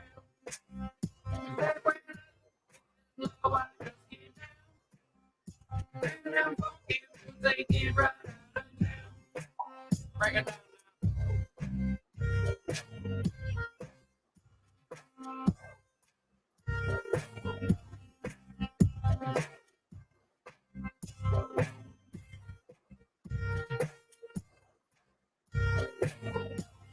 The snare spot. Music for centuries been used to the seas, and there's a reason why nobody can deny. Don't let them things stress you out. That ain't what life's all about. Some things can suck in people, but that ain't gotta be you. Just hear it, listen to the groove. Don't resist the urge to move. You ain't got nothing to prove. Just let it soothe your soul. Just hear it, listen to the groove. Don't resist the urge to move. You ain't got nothing to prove. Just let it soothe your soul. Get down. Put some music. Need to move around. Get low, get down. And them funky music get right out of town. Break it down.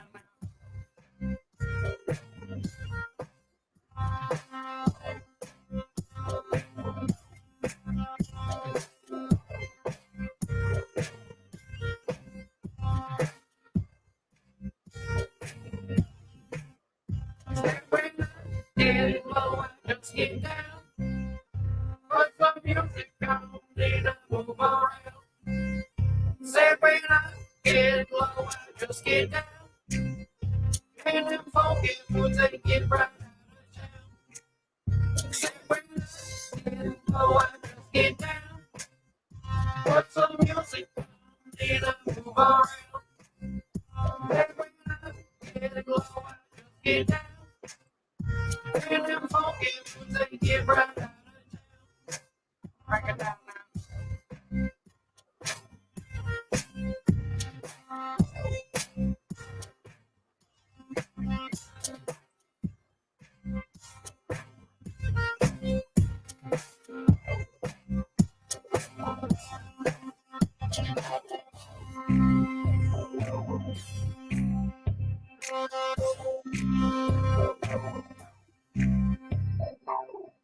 WTHC. I feel so much better. I was feeling a little down, and when I'm feeling down, I gotta get down. That's what Muck Sticky says. How are you, Dr. High? Just trying to figure out something here I'm seeing on Facebook. Down? Are you down?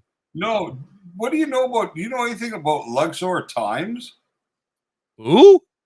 Have you ever heard anything of Luxor Times? Luxor Times. No. It says an ownership link for Luxor Times was added to your video. It's our video from today. And it says one or more actions were applied to your video because of a copyright match. Changes to your video because of a copyright match. The following actions were applied to your video by Luxor Times because it may contain 30 seconds of content they own. Ha! Ha ha ha! Hardy, har, har, har. I own this shit. Yeah, it's just really weird. My friend Muck Sticky. I don't get it. You know what I say? Fuck them. I could play another song by Muck Sticky. It's kind of like goes like fuck off. Yeah, I I don't know got what that's one, all two about. middle fingers, and they're pointed at you. Bizarre. Yeah, probably the music. They don't understand that I'm friends with Muck Sticky. They don't know. Yeah. But I just didn't know what Luxor Times was. I've never heard of it, right? I don't want to make sure it's not some. It's some weird scam. because I never get any of that kind of shit from you. But maybe because I'm a DJ and I have the rights to the music, and you're on and you don't have the rights. So maybe because it's playing in your live as well, could be. You're getting it, and it's really you don't have the rights because you're not a DJ. Yeah, could be. You're getting in trouble. You're getting in trouble. That's not the first time. You're gonna get banned. Well, that wouldn't be good for anybody. No, that wouldn't be good. No, so I'm looking through. Garrett sent me a lot of names, but there's a couple that pop out at me right away, Hippie. Like, where is it?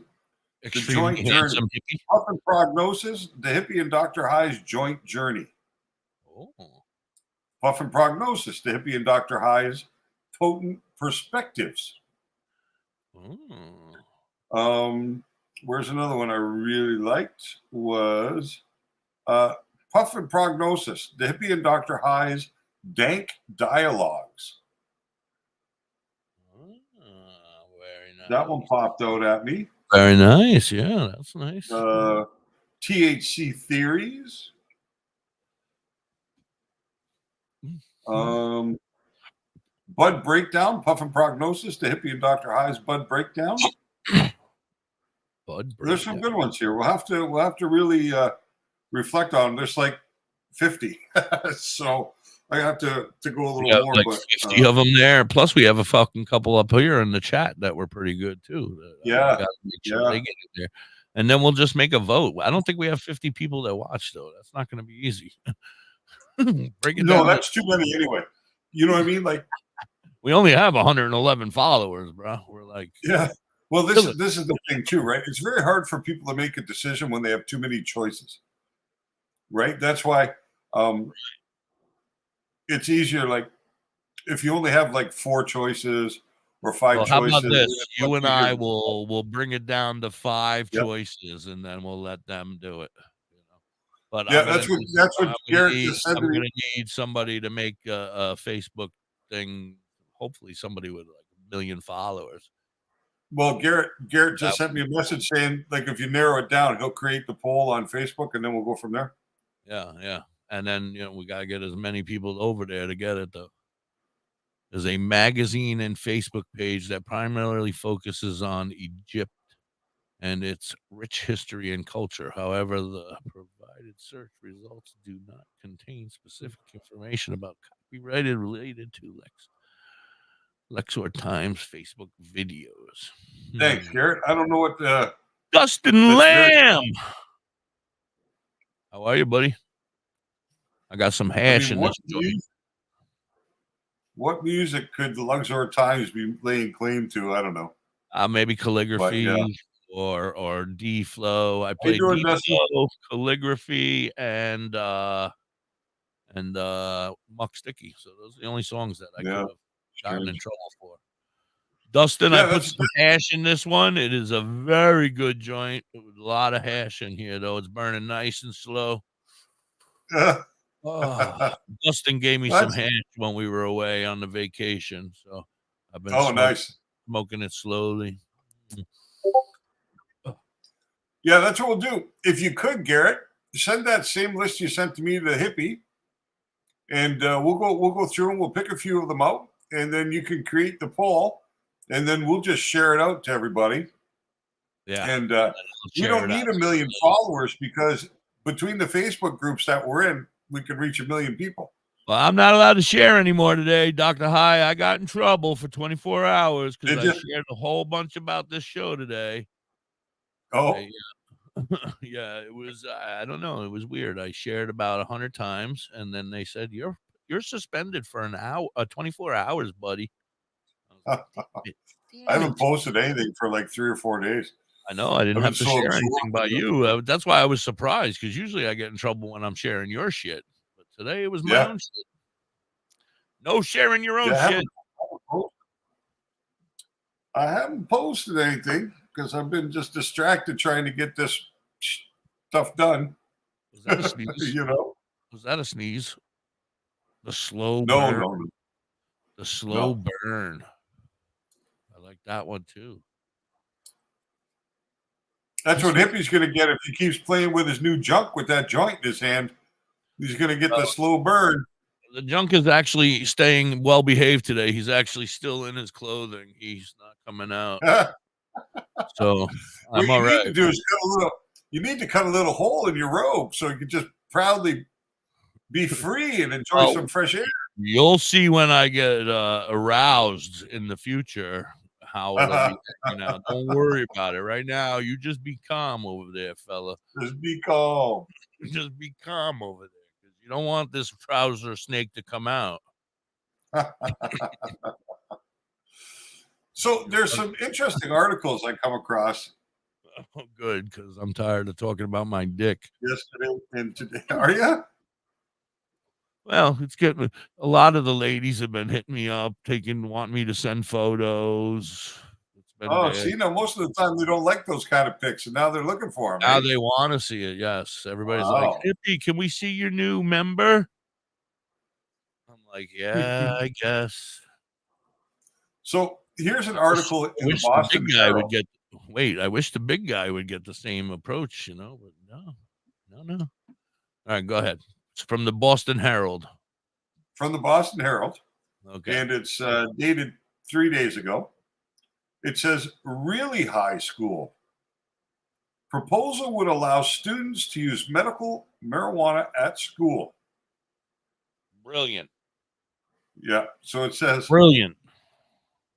Bay State High School. ADHD. Those kids with ADHD, man, they need it. But that kind of goes back to what we're talking about, right? Young people being prescribed cannabis and using it. So this kind of fits right into that's right. Well, let's sit back on that, because some of the family members may be here now, so we might be able to talk about it again, and they might be able to hear what we were talking about earlier with the CBD and children and how wonderful it would be.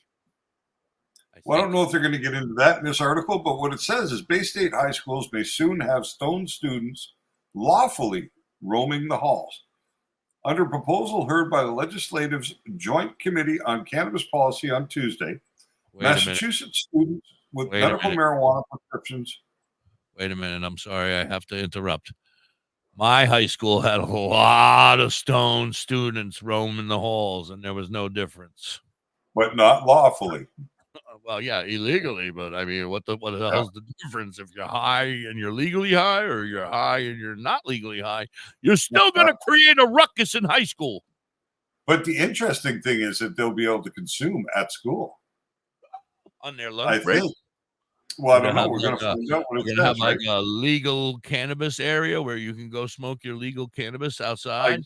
I guess so, because it says Massachusetts students with medical marijuana prescriptions would be allowed to use pot on school grounds. This issue is incredibly important, State Senator Susan Moran told her colleagues before speaking in support of this bill. Since medical marijuana was legalized in 2012, thousands of patients across the Commonwealth have been able to effectively utilize treatment under proper medical supervision. This includes school-age children, many of whom medical marijuana treatment has enabled to live more easily in their condition, she said. Under current state law, marijuana use and possession is generally prohibited on school property. That means a student who uses marijuana to treat a condition can go through the full day without their prescribed medication. The bill, according to Moran, would allow school-age students who've been given medical marijuana prescriptions to treat a serious medical concern to use marijuana while on school property, just like any other medicine. Finally, logic in government. What do you know? Yeah. I have a question, sir. Okay.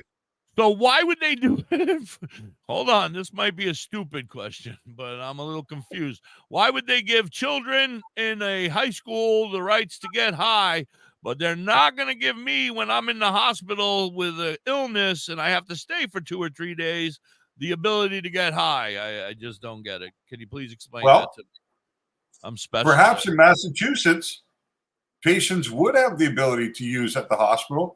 If they're going to allow students to use at school, it would only stand to logic that hospitals would make you would hope would make the opportunity for that to happen, right? So, yeah, I mean, because I think it's illogical that a hospital prevents you from taking medication prescribed by a doctor. I refused to stay in the hospital. I had my gallbladder out. They said, dude, that was a big gallbladder. We're going to keep you overnight. I said, do you have an location where you're going to push me to take me to smoke my marijuana because I have a medical marijuana card? They said, you can't smoke marijuana in the hospital. I said, well, then I'm not staying in the hospital. I'm going home where I can take my pain medication. Story over. Well, it says that the bill would remove the restriction on possession and consumption of medical marijuana in school and on school grounds. Medical marijuana would be treated similarly to other prescription drugs. It should be carefully regulated and prescribed by a physician, but those with prescriptions should be able to take their medical marijuana when and where they need it, the Plymouth lawmaker said.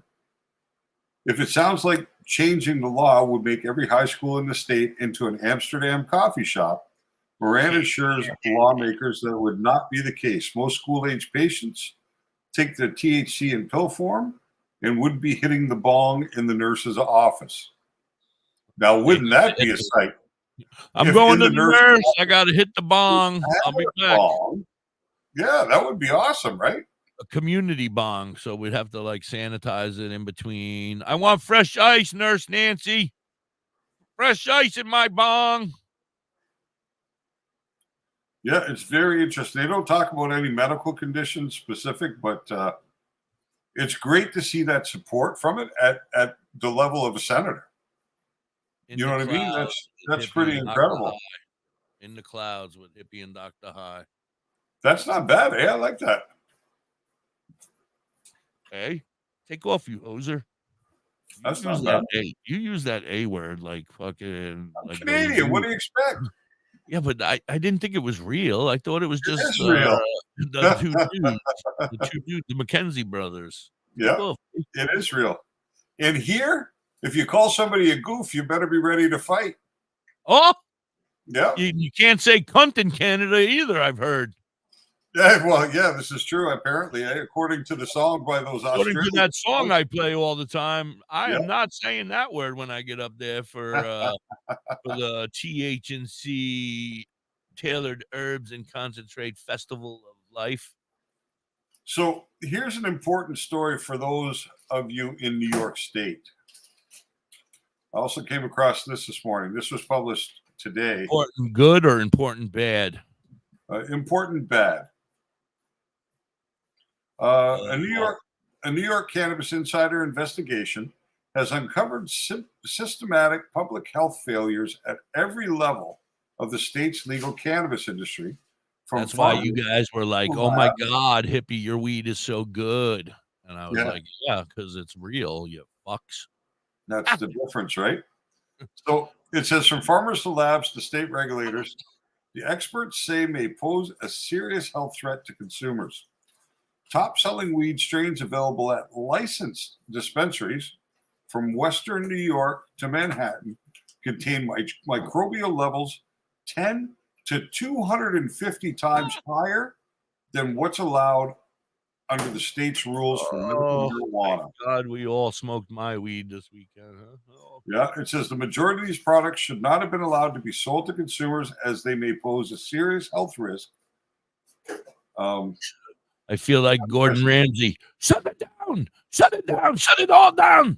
We've talked about microbial many times, right? Because that's one of the major concerns in the Canadian industry here. And a lot of cannabis. I've been dusting my plant every morning. I dust that bitch. I'm like, you ain't getting no micro nothing on here, motherfucker. Well, that's basically mold spores, right? When you're talking about microbials, they're talking about mold spores, right? For the most part. And that's the. So what do we do now that we live in New York? We have to like go out of state and get weed somewhere else because the weed there is bad everywhere. It's probably going on all over the place. So this is what they say. The state's requirements that weed be grown outside and not indoors has led to high levels of bacteria, yeast, and mold among products that experts say should not reach consumers. Oh, my God. I just got over a yeast infection. Despite its public health and safety mandate, there are some issues. Regulators have maintained a relatively hands-off approach to enforcement and have left it up to the farmers who are struggling to survive to decide whether their products are safe. Dozens of publicly available test results show that state-certified labs have consistently broken the rules for reporting pesticides, heavy metals, and other contaminants. Heavy metal, rock and roll. A necessary medical notice at this point, health risks associated with smoking or consuming contaminated weed can include allergic reactions, sickness, and in extreme cases, yodo. Diarrhea. Oh, you only die once? Yeah. Oh, yodo. Yeah, it says the most susceptible to pesticide and microbial contaminants include women of reproductive age, immunocompromised patients with cancer and HIV, and patients with seizures and epilepsy. The Office of Cannabis Management is responsible for the rules around adult use and medical cannabis, and the agency does not agree that the New York Cannabis Insider's findings indicate a significant health concern. So they go on to say a high yeast and mold count does not equate to a threat of public health. Cannabis grown outdoors is not much different than growing tomatoes or corn and lettuce. It's a natural environment with microorganisms. But this is the difference, as we talked about before. Much of the produce on your grocery store shelves has been irradiated as a part of its process to market, right? It goes through gamma radiation to kill the mold spores, the microbial, the bacterias. So this is a simple solution to making sure that the cannabis that's in the marketplace doesn't have these sort of issues, is by simply implementing a regimen where cannabis that's produced has to be irradiated before being packaged and sent out to retail locations. Is irradiation good? I don't like the whole radiation thing in there, you know. Well, like it's basically the same as when you go to the airport. The strength of the radiation used is equivalent to what your bags are scanned when they go through the X-ray machine at the airport. Yes, So but I've never really had a conversation with my bag at the end of the chair, at the end of the X-ray thing, saying, "Hey, was that painful? Did that hurt?" Yeah, I don't think it is. So I don't know. You know, like I'm scared. But we've tested the product before and after, and there's no loss of potency. There are people out there that make claims that damages the terpenes, the weed gets less potent, it gets dry. But I never saw any evidence of it. And I probably dealt with, I don't know, 1 million grams of irradiated cannabis. You know what I mean? Like, I don't know what the number is, but I'm sure it's up there. You said there was some letters, right? Isn't there some letters you can look on your package and you can see if your weed was irradiated or something? Didn't you tell us that a couple weeks ago? No, I don't think I stated that in particular. Oh, no. maybe it was different letters for a different thing. But all right, go on. Sorry. I've never seen that because a lot of companies like to keep that to themselves, right? Well, they should. They don't want to publicly disclose to their consumers that their cannabis is irradiated because people have this concept of what that is, but they don't realize they have access to the internet, and if you don't look it up appropriately, you're going to think it's some sort of something different, right? You never know, but it doesn't, because the packages I sent out, I used to package everything in 1 kilo bags. Then the bag would go into a sealer that would inject nitrogen into the bag to displace the oxygen, and then vacuum seal the product. That product went into bins. Those bins were sealed with a numbered seal, right? An individually numbered seal on both ends, which were all recorded. When they came back, I had to check the seals to make sure that they hadn't been changed and that bin was the same bin that left and came back in the same condition. And I would remove the seals, open it up. The packages were never opened. They just simply went onto a conveyor in a whole pallet. So they'd put the whole pallet on the conveyor. They'd run it through this X-ray type scanner, irradiate it. It comes out the other end. They pick up the pallet, they put it back on the truck and send it back. The big problem with that is the expense. I mean, just shipping that out. Well, yeah, because you got to use a specialized courier, right? Because not everybody is. Yeah, it's like an armored truck. You can't have just put it in the back of the station wagon and cruise on over. You got to get. And they were like armored. These guys carried guns and girls. Did have sidearms. There's a biker group that just happened to have a. No, they were all. Or were they police? Ex-law enforcement or ex-military. Yeah. But just the transport of cannabis was $8,000. And then truckload, like a truckload, you could fit 2 pallets in there or something. I mean, there were different trucks, right? So if we were sending 3 pallets at a time, it would come in a different truck. If we were sending 1 pallet, it would be more like an armored car. And did it all go at once? So like you finished a grow, everything got packaged, ready to go, boom, over to there, and then boom, back, and then it went to wherever it needed to go. The first thing we did was take the representative sample and send it out for testing. Right. And then based on those testing results, 50 pounds, right? No, like 5 pounds. harvests for us were on the low end 60 kilos, which is more like 130 pounds. Okay. But no, I remember you saying there was a certain amount you had to send every time to get tested to that company. 50 gram representative sample. 50 grams. Yeah, 50 grams. 50 pounds, 50 grams. My apologies. Yeah, 50 grams. And then, so depending on the test result, when it came back, if the microbials were within the tolerance that Health Canada sets, and I don't remember the exact number now, it might have been 5,000 ppm, might have been 15,000 ppm, I don't remember. Okay. But if it was in the tolerance, then the cannabis was fine. It didn't require irradiation. But as soon as you exceeded that number, we had to send it out. We didn't have a choice.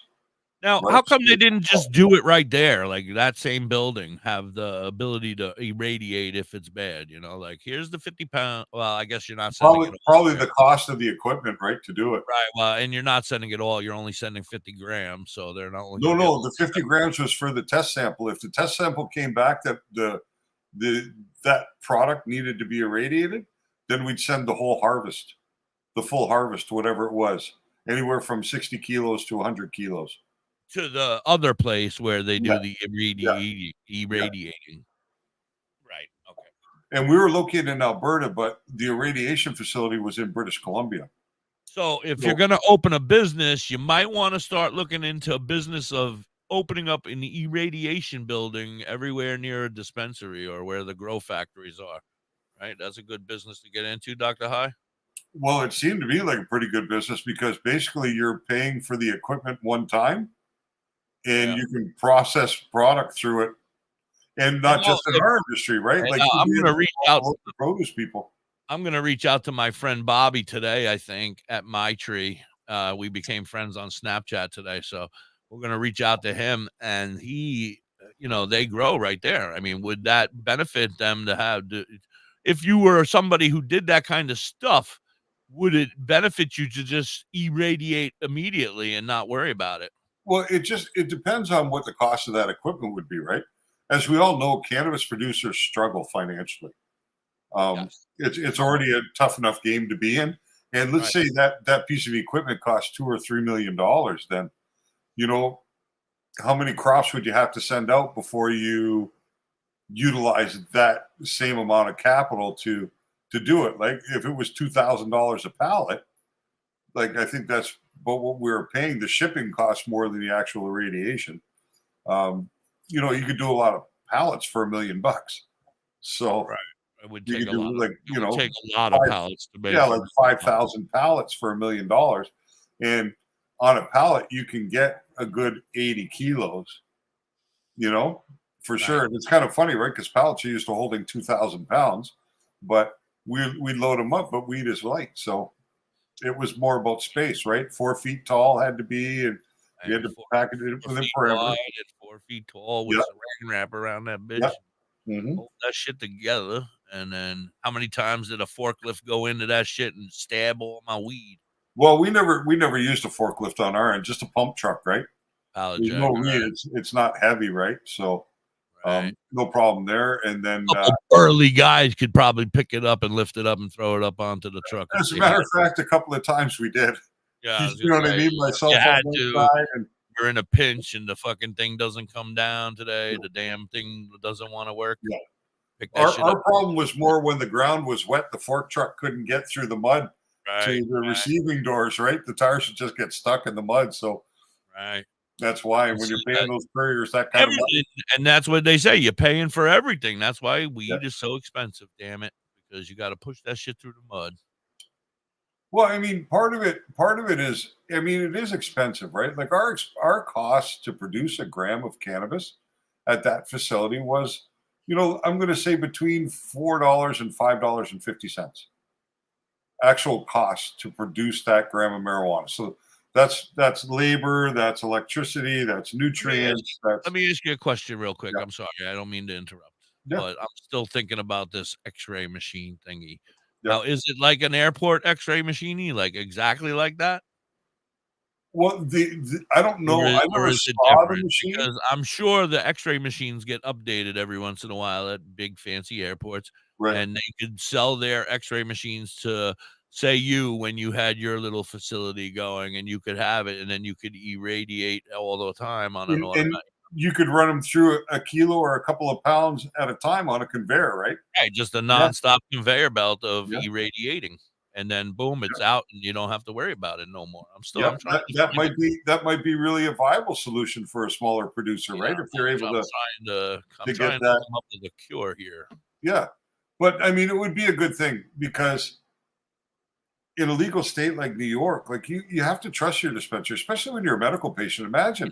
Yeah, let's go back to that real quick because if you're immunocompromised already, like what is New York going to do? Like, what do we do now?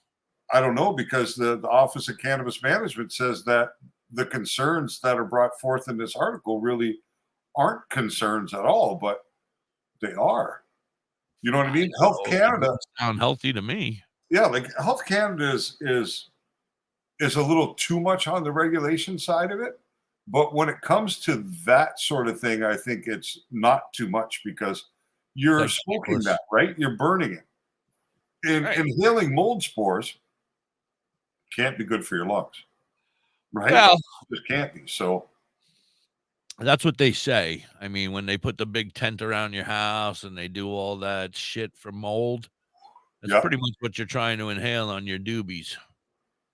Yeah, that kind of thing. Like you can look at your weed, but you can't tell unless the mold, you can see, like, you can use a UV light, a purple light. I'm gonna interrupt for a second, and I'm gonna say that the outer side would obviously dry quicker, and the mold would be deeper into the buds. That's where you're gonna find that mold, right? And farther in, because Well, if it's visible mold, yeah. Yeah. right. I mean, and even so, even that, and that, right. You're saying even Yeah. I'm not even saying like And that's we not would even catch by it. the average eye. That would be by microscope or whatever Yep. to see it anyway. See, we actually trimmed twice, right? Our harvests. On the day of harvest, everything that wasn't a cola, wasn't a top bud, wasn't a prize bud, right? All the smaller stuff went through a mechanical trim process before it went to the dry room. And then when it came out of the dry room, in between drying and going to cure, we manicured that product to give it the correct visual appearance, right? Because you'd have little extra leaf that came out or whatever. We want the weed to look pretty. So I had a crew on a day, it usually took us, if we were doing 60 kilos, we could get through it in 2 days, 2.5 days. If we were doing 80 kilos, it might take us 4 days to do. But I'd have a crew of 10 or 12. And we'd work in the room and we'd do that. And people did find mold on buds during that process. Not all buds, but just a bud here and a bud there. Yeah, but if you find it on one bud here, then you think the whole fucking batch has got to be having it, right? No. Well, you think there's going to be a presence, absolutely. Whether it's, you know what I mean? Like some buds might just manifested more, so it's now visible, where it's not visible on others. But that's an indicator that yeah, that you have to look deeper. Well, it can happen in the grow process itself. Well, I know that. I mean, when I know that, like you're in a factory and you're doing it professionally, but think about the people that we've been buying weed from for the last 50 years or so that they didn't have factories and they were doing it in their yard and all the shit we must have been smoking over our time. Well, and this is the most dangerous time of year. That's why that weed was brown or black or whatever the fuck color it was, because it was probably 90% fucking funkinitis. Well, this is the worst time of year, and it's a shame that it happens at harvest, but the problem is that your buds are becoming dense now. So, and it's cold at night. So what happens when you go out to your car in the morning after, at this time of year, when you go to the car, your windows have dew on the windows, right? Oh yeah, you might have dew, but here we have it's called frost because it's always fucking cold. Well, you're not having frost yet because you're still 10 degrees above in the morning, but soon you'll be seeing frost. Within the next 2 or 3 weeks, you'll probably see a frost. You know what I mean? Early October, it's not unusual, but that means 43 today, buddy. 43 this morning. The sun isn't intense enough during the day to suck all that moisture back out of your buds. And then if you get rain and then you get the cold nights, that's when botrytis and bud rot start to set in, is at this time of year. So let's say it rains through the night. You should be going out in the morning to your plants and actually shaking those branches and bud sites to try and remove as much of that water as possible so that the sun can hopefully get the rest out. That's why. Not to mention that, like, when you have little bubbles, like they say, don't water your grass during the hot time of the day because those little water bubbles will reflect the sun and they'll burn the grass. Yeah. So if you have water bubbles on your plant and your light's too close or well, it's like a magnifying glass, right? Right. It's like a magnifying, exactly. Yeah. So you're gonna end up with yellow spots all over your plant or whatever, worse. Yeah, well, that's why we've talked about it before, right? The watering, you should be watering your plant right at the time your lights come on. And there's no reason to water the branches and buds and leaves. You just water the soil and keep as much unless you moisture want to make it look pretty and especially at this time of year, that becomes dangerous. Like you can foliar feed in the summertime, but you'd still want to do that process early in the day before the sun is at its most intense. But now's the time you have to be careful because your crop is just at that delicate stage where too much moisture can be a problem. Like in the grow room, as we approach the later weeks before harvest, the last 2 and 3 weeks, we were actually bringing dehumidifiers into the rooms. So in your veg, you don't mind to have 70% humidity in the room. You know what I mean? No problem. 70, 75. When you're cutting your clones, you're good at 80% humidity under the domes. That's why you leave the domes on, because you want it humid.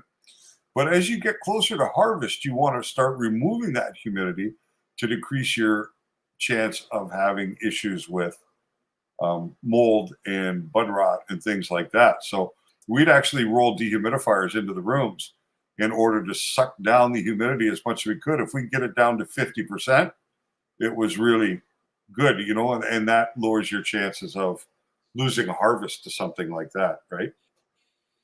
Yes, I agree. I'm not going to have to worry about too much humidity because it's only the one plant, right? I'm thinking I should be all right. Yeah, you're going to be inside. You're going to be okay. Just keep your air movement going. You know what I mean? Like it's not the same situation as having 1,000 plants in a room. Should I have a fan on it today, like right now already? Is it too or is it tall enough now to start getting that windy pressure? Yeah, you want the plant to just have a gentle sway, right? Barely sway, but I didn't know if I should be doing that already or now that it's into the bigger pot that can start. Yeah, you can. Oh, okay. Because it's positive stress, right? If you got the fan running on the highest speed possible and you got it 2 feet from your plant, that's not good. But if you set your fan 5 or 10 feet from the plant and have it oscillate as it crosses the plant's path, it'll gently blow it. And then you can turn your plant every day, right? So that it goes different directions. So right. Yeah, you just give the pot a little bit of a spin. So when the airflow hits it, it stresses it the other direction. But that's positive for your plants. That's not negative at all. Yeah. And then I go out and I curse at her a couple times. I'm like, bitch, you better grow right. Yeah. A little verbal stress as well. All right, Dr. High, I got to cut it because I'm in trouble. I didn't play a commercial. DJ Nephew Nick was right. So what's that? We didn't play that last commercial, so I got to get out of here before they catch me. All right. Well, it's been a good day. Yeah, it's been a great day. I had fun. I will reach out to you in the morning when I have a better idea what my timing is like. I'm going to have my fingers crossed that I'll be able to make it in tomorrow. Oh, yeah. But, all right. Well, no big deal. Like I said, I'm probably going to just come on and I'll just hang out and bullshit and play music and do our regular 2 hours. And when you get here, you get here. And if you don't, then that's it. Yeah, that's it. But hopefully Monday, we're going to make our CBD. Yeah. So make sure you have your shit ready for Monday. Everybody, thank you so much. Don't forget, Hippie has an enormous penis. If you're up there in the New Brunswick, Nova Scotia, Canada area up there, get on over to Tailored Herbs and Concentrates and tell them that Hippie has an enormous penis for your free pre-roll. All of my sponsors, I want to thank you guys so very much for everything. You're amazing. I love you all. I can't thank you enough for keeping this going, and the train is going. We're getting there, man. Stay with us. Get on the bus. Stay on the bus. Everything's going all right. The short bus. Shh, don't tell him it's a short bus. Dr. High, I want to thank you too, man. You're the best, and I love hanging with you every day. I have a great time here every day. I'm happy to do this. I just enjoy it. Yeah, it's a lot of fun. I enjoy it as well. And if we can help people every day, then that's what it's all about. Helping people, making them get the best quality of life. That's it. Yep. All right. I want to say cannabis experience. Uncle Roach is here. About time, Uncle Roach. All right. Uncle Roach. We're out of here, Uncle Roach. Have a great day, everybody. If I don't see you again, have a great weekend. But hopefully, I'll see you tomorrow. He'll be here tomorrow. I'm not going to let him get away with it. All right. Much love to Mrs. High and to you. Thank you so much. Everybody have a great day, and we'll see you tomorrow. Peace. Peace, everybody.